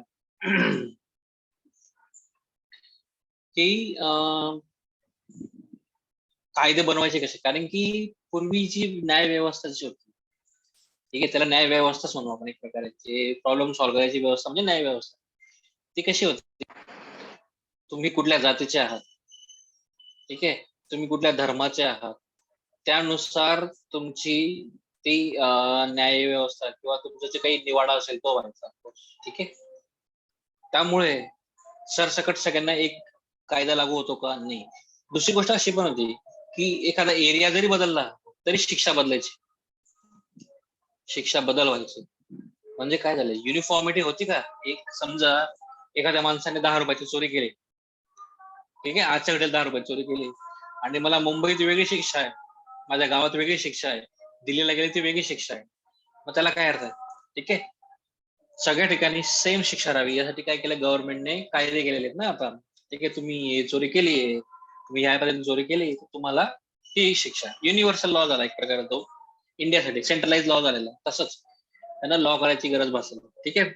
आता बघा, वास्तविक पाहायला गेलं तर या लोकांनी, त्यांना माहिती होतं की जाती धर्माचा फार मोठा पगडा आहे देशातल्या प्रत्येक माणसावर. ठीक आहे. त्यामुळे त्यांनी ना घाबरूनच सगळे लॉ तयार केलेले, आणि त्याच्यात त्यांनी त्या अकॉर्डिंगलीच जात धर्माचा विचार करूनच थोडस का असे ना सगळ्यांची हे घेतलेली, मतं घेतलेली, आणि त्या मतांवरूनच एक युनिफॉर्मिटी आणलेली लॉज मध्ये. ठीक आहे. मग त्याच्यात धर्माचा फार मोठा रोल त्या ठिकाणी होताच. पण शक्यतो मी प्रयत्न केला की युनिफॉर्मिटी आणावी. ठीक आहे. मग आता बघा, जसा कलकत्ता साईडला ज्युडिशियरी डेव्हलप होत गेलेली, ठीक आहे, त्याच अकॉर्डिंगली आता बघा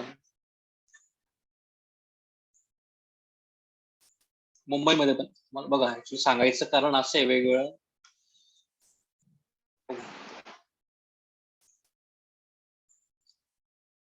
कलकत्ता साईडला जशी डेव्हलप होत गेली, कारण की सगळ्यात पहिले कलकत्ता साईडला होणार होती, कारण की ब्रिटिशांचं प्रॉपर ऍडमिनिस्ट्रेशन मध्ये पार्टिसिपेशन कुठल्या साईडला झालेलं, बेंगाल प्रोव्हिन्स मध्ये. ठीक आहे.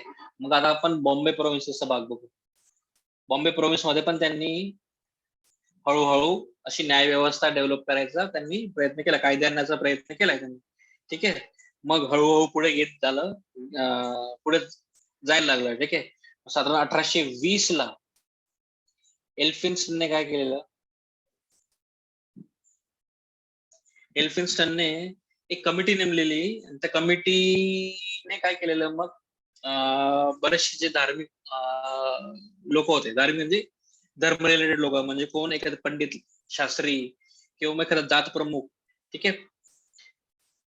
किंवा एखादा व्यक्ती ज्याला रूढी परंपरांचं बऱ्यापैकी नॉलेज आहे आणि कायद्यांचं पण नॉलेज आहे, अशा सगळ्या लोकांच्या शिफारसी ऐकून मग एल्फिन्स्टनने कायदे आणलेले, 27 कायदे आणलेले. ठीक आहे. हे सगळ्या कायद्यांचं काम पूर्ण होऊन ते लागू व्हायला त्यांनी 1 जानेवारी 1827 यावेळेस त्यांनी लागू केलं. आणि त्यालाच एक शब्द वापरला गेलेला आहे की एल्फिन्स्टनची कायदे संहिता. आता ते कायदे संहितेला मराठीमध्ये, इंग्लिश मध्ये काय म्हणतात त्या लक्षात नाही माझ्या.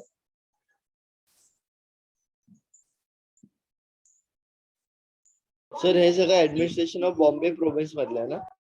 Yes yes.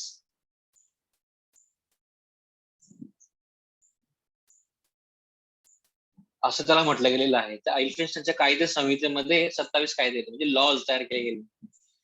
ठीक आहे. आणि ते लागू कधी झाले, म्हणजे 1 जानेवारी 1827 च्या वेळेसपासून. ठीक आहे. अंमलबजावणी त्याची झालेली. फक्त एक लक्षात ठेवा, 1827 ला 27 कायदे आणि एल्फिन्स्टनची कायदे संहिता, हे वर्ड लक्षात ठेवायचा प्रयत्न करा, बाकी काही टेन्शन नाही. ठीक आहे. आय होप लक्षात राहील तुमच्या एवढं सगळं. बघा, मी तुम्हाला सांगतो, इतिहास हा फक्त लढाया बिड्यामध्ये नसतो, इतिहास हा सगळा असा विचित्र पण असतो. त्यामुळे ते इंटरेस्टिंग गोष्ट हळूहळू बोरिंग व्हायला लागून, पण तुम्हाला त्याच्याशिवाय पर्याय नाहीये. ठीक आहे. एमपीएससी भयंकर आहे. एमपीएससी इतकं बारीक बारीक खोदून खोदून विचारते की ते आपल्याला, sir please try to mention in English as well. तेच सांगतोय. कायदे संहिताला इंग्लिश मध्ये काय म्हणतात, संहिताला काय म्हणतात इंग्लिश मध्ये ऍक्च्युअली, कोणी सांगेल का मला? कोड असतो ना. कोड का? हा, म्हणू शकतो आपण. Yes, code of conduct type प्रकारच असेल तो कदाचित. ठीक आहे. फक्त एक लक्षात ठेवा, लॉज, एक कलेक्टिव्ह लॉज जे आहेत, ठीक आहे, त्या लॉजला त्यांनी संहिता म्हटलेलं आहे. ठीक आहे. चला पुढे. हा, ऑफकोर्स. पुढे आपलं ग्राम प्रशासन झालं, कायदा संहिता पण झालेली आहे, आणि ज्युडिशियल घेऊ आपण. ज्युडिशियलचा अगोदर एक काम करूया. त्यावेळेस पोलीस यंत्रणा कशी होती, ठीक आहे, पोलीस ऍडमिनिस्ट्रेशन कसं होतं, खूप काही त्यात रिसर्चची गरज नाही.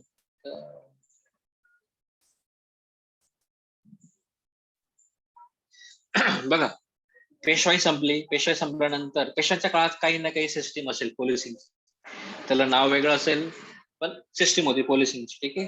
पण जशी संपली तसे मग ब्रिटिश यायला लागले, आणि राजे किंवा जे कोणी असेल पेशवे, ते सगळे नामधारी होते, आणि लिटल त्यांची सिस्टीम संपून गेली.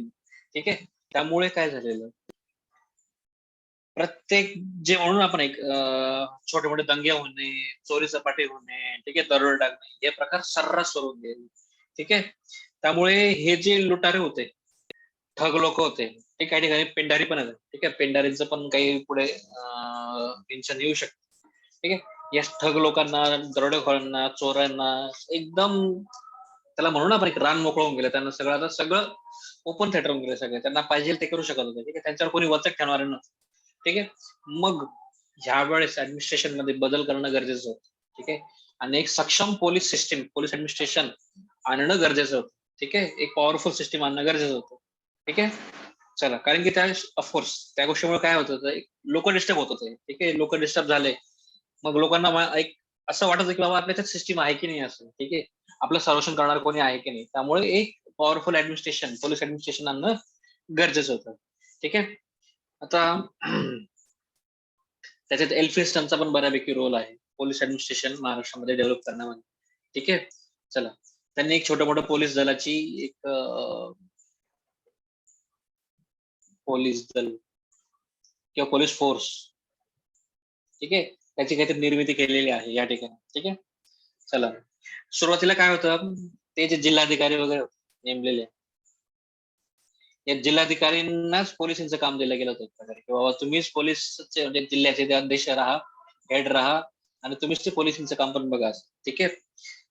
ठीक आहे, काही काम चाललं झालं, पण जिल्हाधिकाऱ्यांचा लोड वाढला ऑफकोर्स. ठीक आहे. त्यामुळे तो त्याच्यातून काढून घेतला त्यांनी 1861 ला. त्याने ते काय केलेलं, स्वतंत्र पोलीस अधिकारी नियुक्त केले गेले जिल्ह्याचे, म्हणजे एसपी वगैरे म्हणतो ना आपण इनडायरेक्टली. कारण की आज बघा तुम्ही IAS बघा आणि IPS हे दोन्ही वेगळे असतात. ठीक आहे. Of course IPS is answerable to IAS of course, पण तरी एक पोलिसिंग सिस्टीम आज थोडीशी वेगळी आहे. ठीक आहे. जिल्ह्याची ते IPS अंडर असते किंवा SP अंडर असते. ठीक आहे. मग त्यांनी काय केलं, दोन्ही गोष्टी वेगळ्या केल्या एक प्रकारे. ठीक आहे. ऑफकोर्स इनडायरेक्टली जिल्हाधिकारी त्यांना थोडंफार का असे ना इन्स्ट्रक्शन देऊच शकतो, आजही देऊ शकतो, तेव्हाही देऊ शकतो. ठीक आहे. चला, असं वेगळं करण्यात आलेलं आहे. सर परत रिपीट करा ना. म्हणजे 1861 ला SP आणि IPS हे दोन वेगळे SP म्हणजे नॉट SP, हे SP तुम्हाला एक्झाम्पल सांगितलं मी, ते तुम्हाला सांगतोय मी. जिल्ह्यावर स्वतंत्र पोलीस अधिकारी नियुक्त करण्यात आलेले, जिल्ह्याचा स्पेशल बॉस 1861 ला. ओके. ठीक आहे. कारण की जिल्हाधिकारी किती बर्डन टाकाल तुम्ही, प्रत्येक गोष्ट जिल्हाधिकारीच करेल तर कसं होईल, त्याला पण स्वतःला जगायला काही आहे का नाही. जेव्हा तुम्ही ऑफिसर व्हाल तुमच्या लक्षात येईल की किती कामाचं बर्डन असतं. आणि त्यातल्या त्यात पोलिसिंग सगळ्यात घाणेरडा प्रकार असतो. म्हणजे जिल्हाधिकारीचं काम एक साईडला आणि हे क्राईम्स वगैरे एका साईडला, भयंकर असतात, विचित्र असतं. ठीक आहे. त्यामुळे थोडासा ताण कमी करण्यासाठी त्यांनी 1861 ला पोलीस डिपार्टमेंटला असंच त्यांनी एक थोडस वेगळं करून टाकलं इनडायरेक्टली. ठीक आहे. मग यांचं जो होतं जिल्ह्याचा जो कोणी पोलीस बॉस होता, त्याचं काय काम राहायचं, ऑफकोर्स सगळ्यांना माहिती की लोकांचं संरक्षण करणं वगैरे. ठीक आहे. लोकांच्या संपत्तीचं संरक्षण करायचं. नंतर हे जे रखवालदार वगैरे होते प्रत्येक गावात नेमलेले, गावातले सगळे रखवालदार म्हणजे जे काही असेल ते आपण समजून घ्यायचं आहे. तर कोणते एल्फिन्स्टनच्या काळामध्ये बघा, जे हे होते ना, जे सैनिक होते जे बेकार झालेले पेशवाई संपल्यानंतर, त्यांनी लायसन्स दिलेले गन्सचे वगैरे, आणि त्यांना सांगितले की तुम्ही गावाची रक्षा करायचं. म्हणजे सगळ्यांचे बॉस कोण होते शेवटी, जिल्ह्याचा अधिकारी, पोलीस अधिकारी. ठीक आहे. मग त्यांच्या इनडायरेक्टली मध्ये चौक्या येणं, नंतर एक स्पेशल पहाऱ्याचं युनिट असणं, ठीक आहे, हे सगळे होतं. ठीक आहे. सर्व्हिलन्स युनिट असणं, या सगळ्या गोष्टी जशा आज आहेत त्या काळात हळूहळू डेव्हलप होत होत्या, ते तसंच होत्या. ठीक आहे. या रखवालदारांचे बॉस कोण, जिल्ह्याचा पोलीस अधिकारी. ठीक आहे. हे सगळं होतं. मग ते काय काम करायचे, दरोडेखोर असतील, लुटारी असतील, चोर असतील, या सगळ्यांचं त्यांनी बंदोबस्त करायचं काम करायचं वगैरे वगैरे वगैरे, या गोष्टी घडत गेलेल्या. फक्त मला सांगण्याचा उद्देश हा होता या सिस्टीम मध्ये की पूर्वी हे जिल्हाधिकारी लिहिलेलं काम होतं आणि नंतर ते मग त्यांना वेगळं करण्यात आले, एवढंच सांगायचं. या पॉइंट पूर्ण उद्देश हाच होता. ठीक आहे. आणि शस्त्रांबद्दल आज बोलणं चालूच आहे, तर एक गोष्ट तुम्हाला सांगून देतो. Lord governor general of India त्याने काय केलेलं होतं, जुने स्टुडंट सांगा पटकन. 1878 ला कुठला कायदा आणला होता? Vernacular Press Act. Vernacular Press Act जाऊ द्या, मी वेपन्स बद्दल म्हणतोय. Arms Act. Arms Act. Right. Arms Act, बरोबर. त्याच्यात काय सांगितलं होतं की तुम्ही जे आर्म्स घ्याल, ते आर्म्सचे जे इंडियन लोक आहेत त्यांना वेगळा रूल होता, आणि जे युरोपियन होते त्यांना वेगळा रूल होता. ठीक आहे. इंडियन्स लोकांना जर शस्त्र हवं असेल तर शस्त्रासाठी तुम्हाला लायसन्स घ्यावा लागेल. ठीक आहे. परवाना घ्यावा लागेल, लायसन्स. ठीक आहे. आणि जे युरोपियन होते त्यांना शस्त्र बाळगण्यासाठी परवान्याची गरज नव्हती, अजिबात गरज नव्हती. ठीक आहे. हे लक्षात ठेवा तुम्ही. ठीक आहे. आता शस्त्रास्त्र निघालंय म्हणून तुम्हाला सांगतोय मी, बाकी काही विषय चला पुढे. तसे आपण एकदम पटापट पुढे झाला जातो, लगेच मागे येऊन जातो, त्यामुळे आय नो एक्झॅक्टली तुम्ही काय फील करत असाल, पण पर्याय पण नाही, कारण की हे फॅक्ट्स पुन्हा पुन्हा कव्हर होत नाही. ठीक आहे, चला मग कायदे व्यवस्था तुम्हाला सांगितली गेलेली आहे.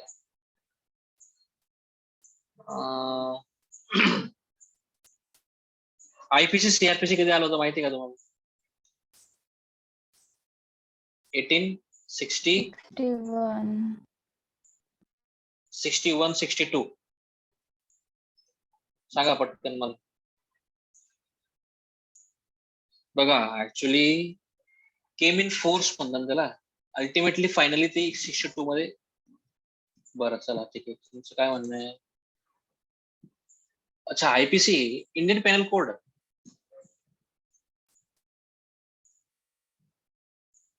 इंडियन पेनल कोड, ठीक आहे. 1862 ला ती हे आली ती, ठीक आहे, अंमलात आली, केम इन टू फोर्स. ठीक आहे, एवढं लक्षात ठेवा फक्त.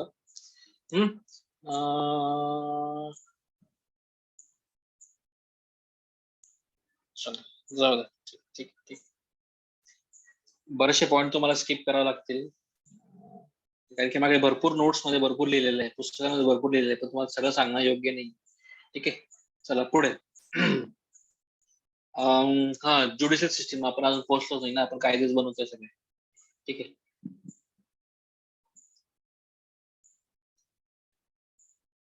ओके, बघा ऍक्च्युली हु इंट्रोड्यूस म्हणून क्वेश्चन विचारलेला आहे.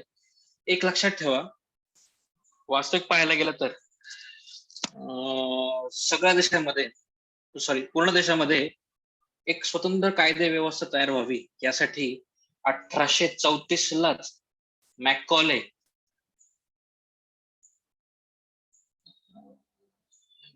असे स्पेलिंग काय लिहिते, मेकॉलेने कमिटी बसवली होती की बाबा आपल्याला एक पेनल कोड काढायचा आहे. ठीक आहे, मग तिथून ते कमिटी बसत बसत त्या कमिटीने शेवटी 1861 1862 पर्यंत सगळा रिपोर्ट तयार करून ती केम इन टू फोर्स. ठीक आहे, तिकडे त्यांनी कोड तयार केला, इंडियन पेनल कोड. तो 1862 ला तयार झाला आणि तिथून तो मग अंमलात आलेला आहे. तो आजही आपण वापरतो, इंडियन पेनल, आयपीसी म्हणतो ना आपण, आयपीसी सीआरपीसी, ते आजपर्यंत आहे. ठीक आहे, त्यामुळे त्याचा बेसिक जो ओरिजिनेटर आहे तो मेकॉले, हे लक्षात ठेवा, बाकी काही विशेष नाही.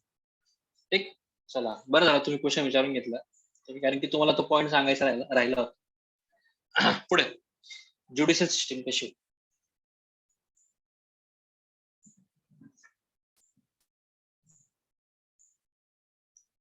हळूहळू बघा कायदे डेव्हलप होत होते.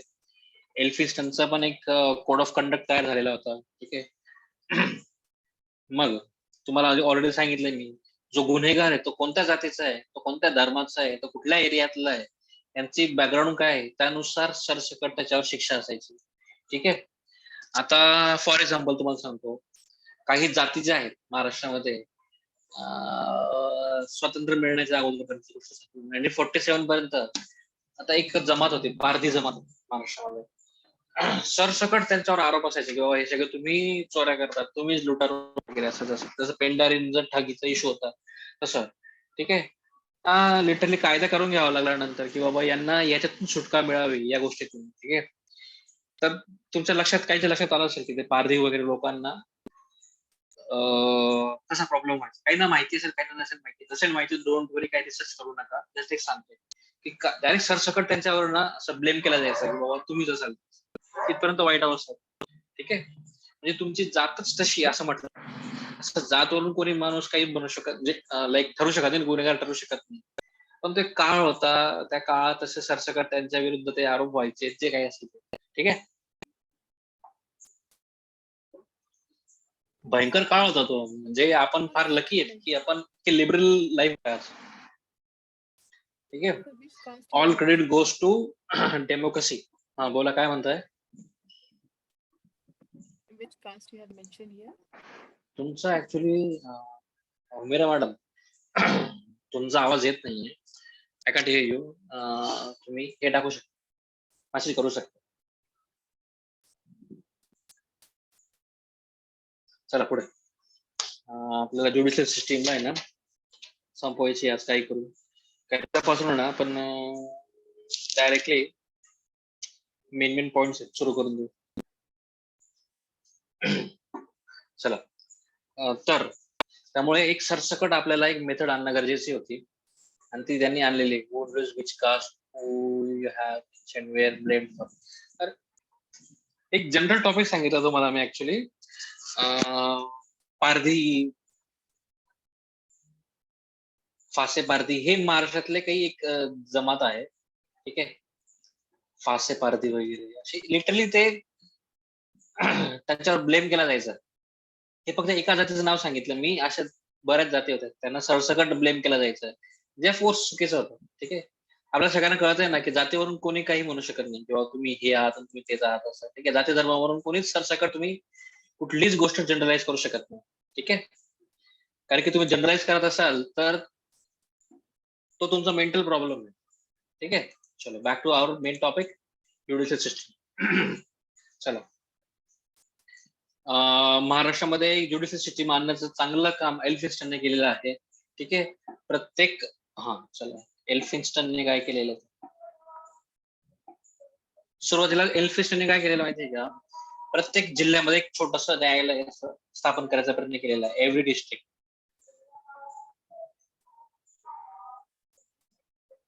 थोडा रायटिंग मध्ये प्रॉब्लेम आहे माझ्या, नाही कळलं तर प्लीज विचारा. ठीक आहे. एव्हरी डिस्ट्रिक्ट त्याने काय केलं, प्रयत्न केलेला की न्यायालय आणण्याचा प्रयत्न केला. ठीक आहे. आणि डिस्ट्रिक्ट न्यायालयाला जर तुम्हाला निर्णय मान्य नसेल तर अपिलेट न्यायालय कुठलं होतं, अपील करण्यासाठी, किंवा अपिलेट न्यायालय म्हणतो ना आपण, अपिलेट कोर्ट पुढचं वरचं. ठीक आहे. तर ते सदर दिवाणी अदालत न्यायालय, हे डिस्ट्रिक्ट कोर्ट्स आणि हे सदर दिवाणी न्यायालय. ठीक आहे. हे याच्या वरची अपरेट बॉडी होती, डिस्ट्रिक्ट कोर्टच्या वरची बॉडी. ठीक आहे. पुढे बघा, ऍक्च्युली 1823 ला मुंबईला त्यांचं सगळ्यांचं हायएस्ट कोर्ट स्थापन करण्यात आलेलं होतं. मुंबईमध्ये म्हणजे त्या काळातला बॉम्बे, एक आपण म्हणू शकतो की तिथलं सुप्रीम कोर्ट. ठीक आहे. पण काय होतं, ते सुप्रीम कोर्ट तिकडचं होतं कारण की त्यांना बंगालशी काय घेणं नव्हतं. ठीक आहे.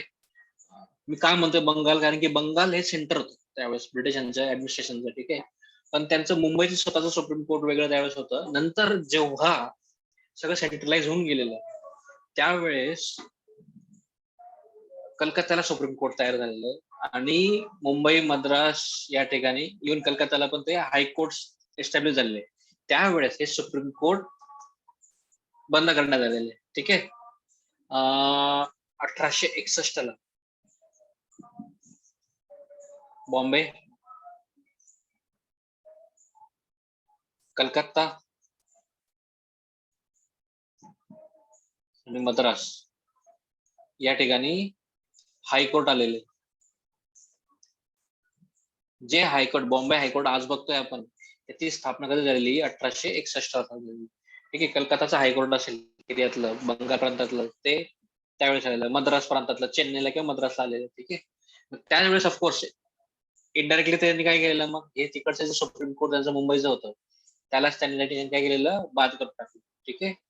बंद झालं. त्याच्याऐवजी काय इकडं मग प्रत्येकाचे हायकोर्ट आले आणि त्याच्यानंतर मग त्यांच्या वरचे जे कोर्ट होतं ते सुप्रीम कोर्ट होतं आणि ते कुठं होते, कलकत्त्याला होतं.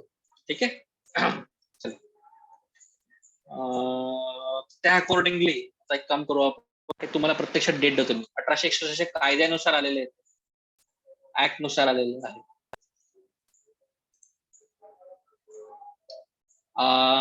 ओके. एल्फिन्स्टन पुन्हा सांगतो मी.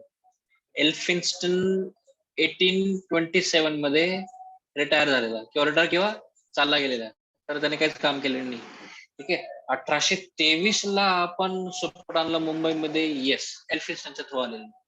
पण त्याच्यानंतरची गोष्ट सांगतो तुम्हाला, याचं पुढे काय झालेलं, हे सुप्रीम कोर्टचं पुढे काय झालं, ते कॅन्सल कसं झालं. कारण की 1861 ला सेंट्रलाइज एक कायदा आलेला, त्या कायद्यानुसार कोर्ट स्थापन करण्यात आलेले पूर्ण भारतात. हायकोर्ट 3 बॉम्बे, कलकत्ता आणि मद्रास. ठीक आहे. त्याचा आणि एज्युकेशनचा काही संबंध नाही. ठीक आहे. चला पुढे.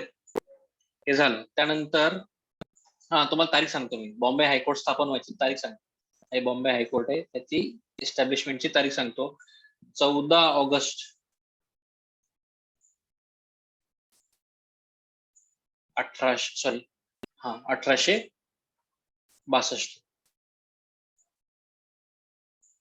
ठीक आहे, हे लक्षात ठेवा.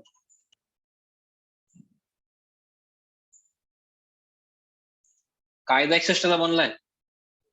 ठीक आहे, लॉ आलेला 61 ला. पण त्या अकॉर्डिंगली मध्ये एस्टॅब्लिशमेंट कधी झालेली तारीख लक्षात ठेवा, 14 ऑगस्ट 1862. ठीक आहे.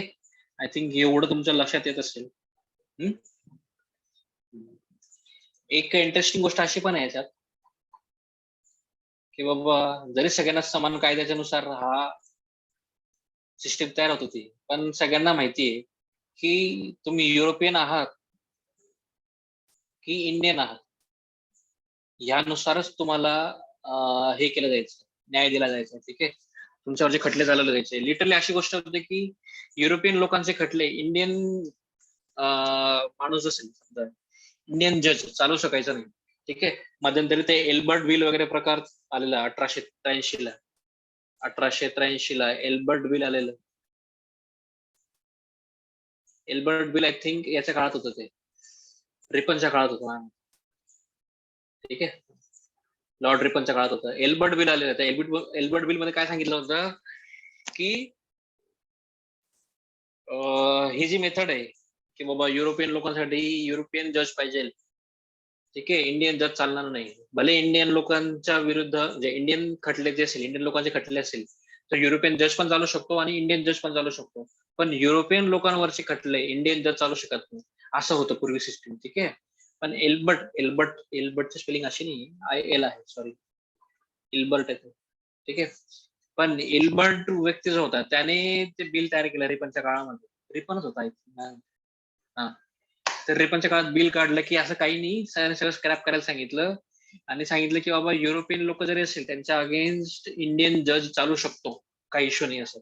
मग त्या एल्बर्ट बिलला विरोध झालेला होता. हे सगळ्या गोष्टी माहिती. नंतर ते एल्बर्ट बिल कॅन्सल करावं लागलं होतं, हे सगळ्यांना माहिती. ठीक आहे. चला पुढे. म्हणजे सांगतो तुम्हाला, ही ज्युडिशियल सिस्टीम दाखवताना कसे जात धर्म मी मानत नाही आणि शेवटी येऊन जाऊन काय केलं त्यांनी, रेसिझम वर गेले ते प्रकारे. ठीक आहे. चला ओके. आता आपण एक काम करू, मग उद्या आहे ना एक ऍडमिनिस्ट्रेशन सिस्टीम मधला एक काही पार्ट बघायचा आपल्याला. नंतर एज्युकेशन सिस्टीम मध्ये काय काय चेंजेस केले ते पण बघायचे आपल्याला. एज्युकेशन सिस्टीम खूप भारी आहे, खूपच भारी आहे. ठीक आहे. नंतर गुड्स डिस्पॅच मध्ये काय नवीन झालेलं, हंटर कमिशनला महात्मा फुलेंनी साक्ष दिली होती. म्हणजे महात्मा फुलेंनी काही सजेशन दिलेले होते हंटर कमिशनला. ते काय आहे, कोण हंटर कमिशन, का आलेला, ते पण बघणार आहे उद्या आपण. आणि त्यानंतर अजून बघा पुढे काय बघायचं आपल्याला. एक तर मी पुढचं आहे ना उद्या एक तर हे ट्राय करतो की काही जे हे लोक होते क्रांतिकारी वगैरे होते, वासुदेव बळवंत फडके, लवजी वस्ताद साळवे, त्यांचं घेऊ की त्या काळात तयार झालेले हे शिक्षण व्यवस्थेमुळे तयार झालेले न्यूजपेपर घेऊ. हे दोघांमध्ये मी कन्फ्युज आहे. दोघांपैकी काहीतरी एक घेईल मी, सर काहीतरी पूर्ण घेऊन टाकू. बघूया उद्या काहीतरी इंटरेस्टिंग टॉपिक घ्यावा लागेल. सगळे न्यूजपेपर त्या काळातले, जुन्या काळातले न्यूजपेपर कोणते कोणते होते, कोणी सुरू केले, त्याचं पुढे काय झालेलं आहे, सगळं बघू आपण. बरं सांगा मला आतापर्यंत काही अडचण? No sir. आपलं बॉम्बे ऍडमिनिस्ट्रेशन नाही संपलं ना अजून? बॉम्बे ऍडमिनिस्ट्रेशन पूर्ण नाही संपलं अजून, चालूच. ओके. चालूच राहणार आहे. आणि ऍडमिनिस्ट्रेशन कधी संपणारा पार्ट नाहीये, फक्त एक जनरलाइज तुम्हाला इंट्रोडक्शन करून देते की असं असं घडत होतं त्या काळात, एवढंच आहे. नंतर मग घडलं ते आपण बघू. मग समाज सुधार सुरू करायचे आपल्याला. ठीक आहे. काय क्वेश्चन आहे कोणाचा?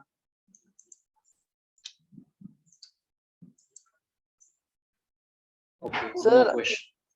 सर आपण जर का विचारलं की महाराष्ट्राचं हिस्ट्री काय, तर आपण महाराष्ट्राचं काय आहे, काय रिपीट क्वेश्चन लक्षात नाही. महाराष्ट्राचं हिस्ट्री आपण एक्झाम थ्रू विचारलं तर एक्झाम थ्रू सिलेबस मध्ये आपल्याला काय मेन विचारतात, म्हणजे समाज सुधारक आणि सगळं ऑल सगळं विचारलं जातं. समाज सुधारक विचारले जातात आणि जनरल हिस्ट्री पण विचारले जाते, काय घडलं काय नाही घडलं.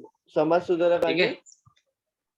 सगळं, अरे बघा आता 1857चा उठाव झाला समजा, 1857च्या हा. उठावामध्ये महाराष्ट्रात काय घडलं, कोण होतं, विचारलं जातं. Okay okay. आलं लक्षात ना, हिस्ट्री घडतच होती. नंतर काँग्रेसची स्थापना झाली, त्यातले महाराष्ट्रातलं अधिवेशन कोणतं आहे ते महाराष्ट्र निष्ठेचा पाठ झाला ना इनडायरेक्टली, ते विचारलं जातं. नंतर 1942 काही चळवळ झाली त्यावेळेस महाराष्ट्रात काय घडत होतं, भूमिगत कोण झालेलं, किंवा काय जे काही गोष्टी घडत होत्या. नाना क्रांतिसिंह नाना पाटील कोण आहेत, महाराष्ट्रीयन आहेत. मग त्यांनी काय घडलं त्या काळात ते, आणि ते समाज सुधारक म्हणून पण त्यांना पकडलं जाते. म्हणजे दोन गोष्टी झाल्या. ठीक आहे. चला sir, you didn't send the NCERT book link. NCERT I didn't say NCERT book, I said Maharashtra state board book. ठीक है, एनसीईआरटी नहीं. कौन है, हुमेरा. ठीक है, एनसीईआरटी नहीं है, क्योंकि एनसीईआरटी के थ्रू आप महाराष्ट्र सीख नहीं सकते. ठीक है. I think I have sent the link in the group. ठीक है, one of our students sent the link me personally. ठीक आहे, सो आय फॉरवर्डेड इट. ठीक आहे, ज्यांना लिंक मिळाली नसेल त्यांनी पुन्हा एकदा ग्रुपमध्ये बघा, ते लिंक दिलेली आहे. ठीक आहे, काहीतरी ते 150च्या वर MB ची एक फाईल आहे. आणि ज्या लोकांना झेरॉक्सची ओके, ज्या लोकांना कलरफुल हवी असेल ती लिंक बघा. ज्या लोकांना झेरॉक्स लिंक पण चालेल 40 MB ची, तर मला सांगा, ते मी तुम्हाला अवेलेबल करून देईन. ठीक आहे, कारण की काहींच्या मोबाईल मध्ये 150 MB एक पुस्तक ठेवणं अवघड असतं. That book which you have mentioned in the group, is it in Marathi or English? Marathi. Yes, अगर वो अभी करंट, हाँ अवेलेबल इन इंग्लिश तो नहीं. ठीक है, क्योंकि वो रहता, अगर वो अभी लेटेस्ट बुक रहता तो ऑनलाइन वी कुड हैव सर्च ना, पर अभी वो है ही नहीं, बस वो वही बचा हुआ है, उतनी कॉपी बची हुई है, तो we can't find it online. ये दिक्कत है. ठीक है, क्योंकि एक्चुअली ये बुक का उन्होंने किसी ने तो स्कैन किया हुआ है. ठीक है, ऐसे कुछ पर्टिकुलर PDF अवेलेबल नहीं थी, उसको स्कैन करके एक अलग से PDF बनाई है एंड वो शेयर हुई है. सो दैट्स द रीजन कि वो अभी इंग्लिश में अवेलेबल नहीं है. ठीक है, तो फिर भी आपको जो मैंने बुक सजेस्ट किया है के सागर का, यू कैन रेफर दैट. ठीक है, डोंट वरी, आपको ज्यादा हार्ड जाएगा नाही. ठीक है, चलो अजून काही क्वेश्चन असेल तर विचारा, otherwise you will leave the group. ठीक आहे, चला, काही कोणी आहे का, एक 10 सेकंद, बाकी उद्या विचारा आता वाटल्यास.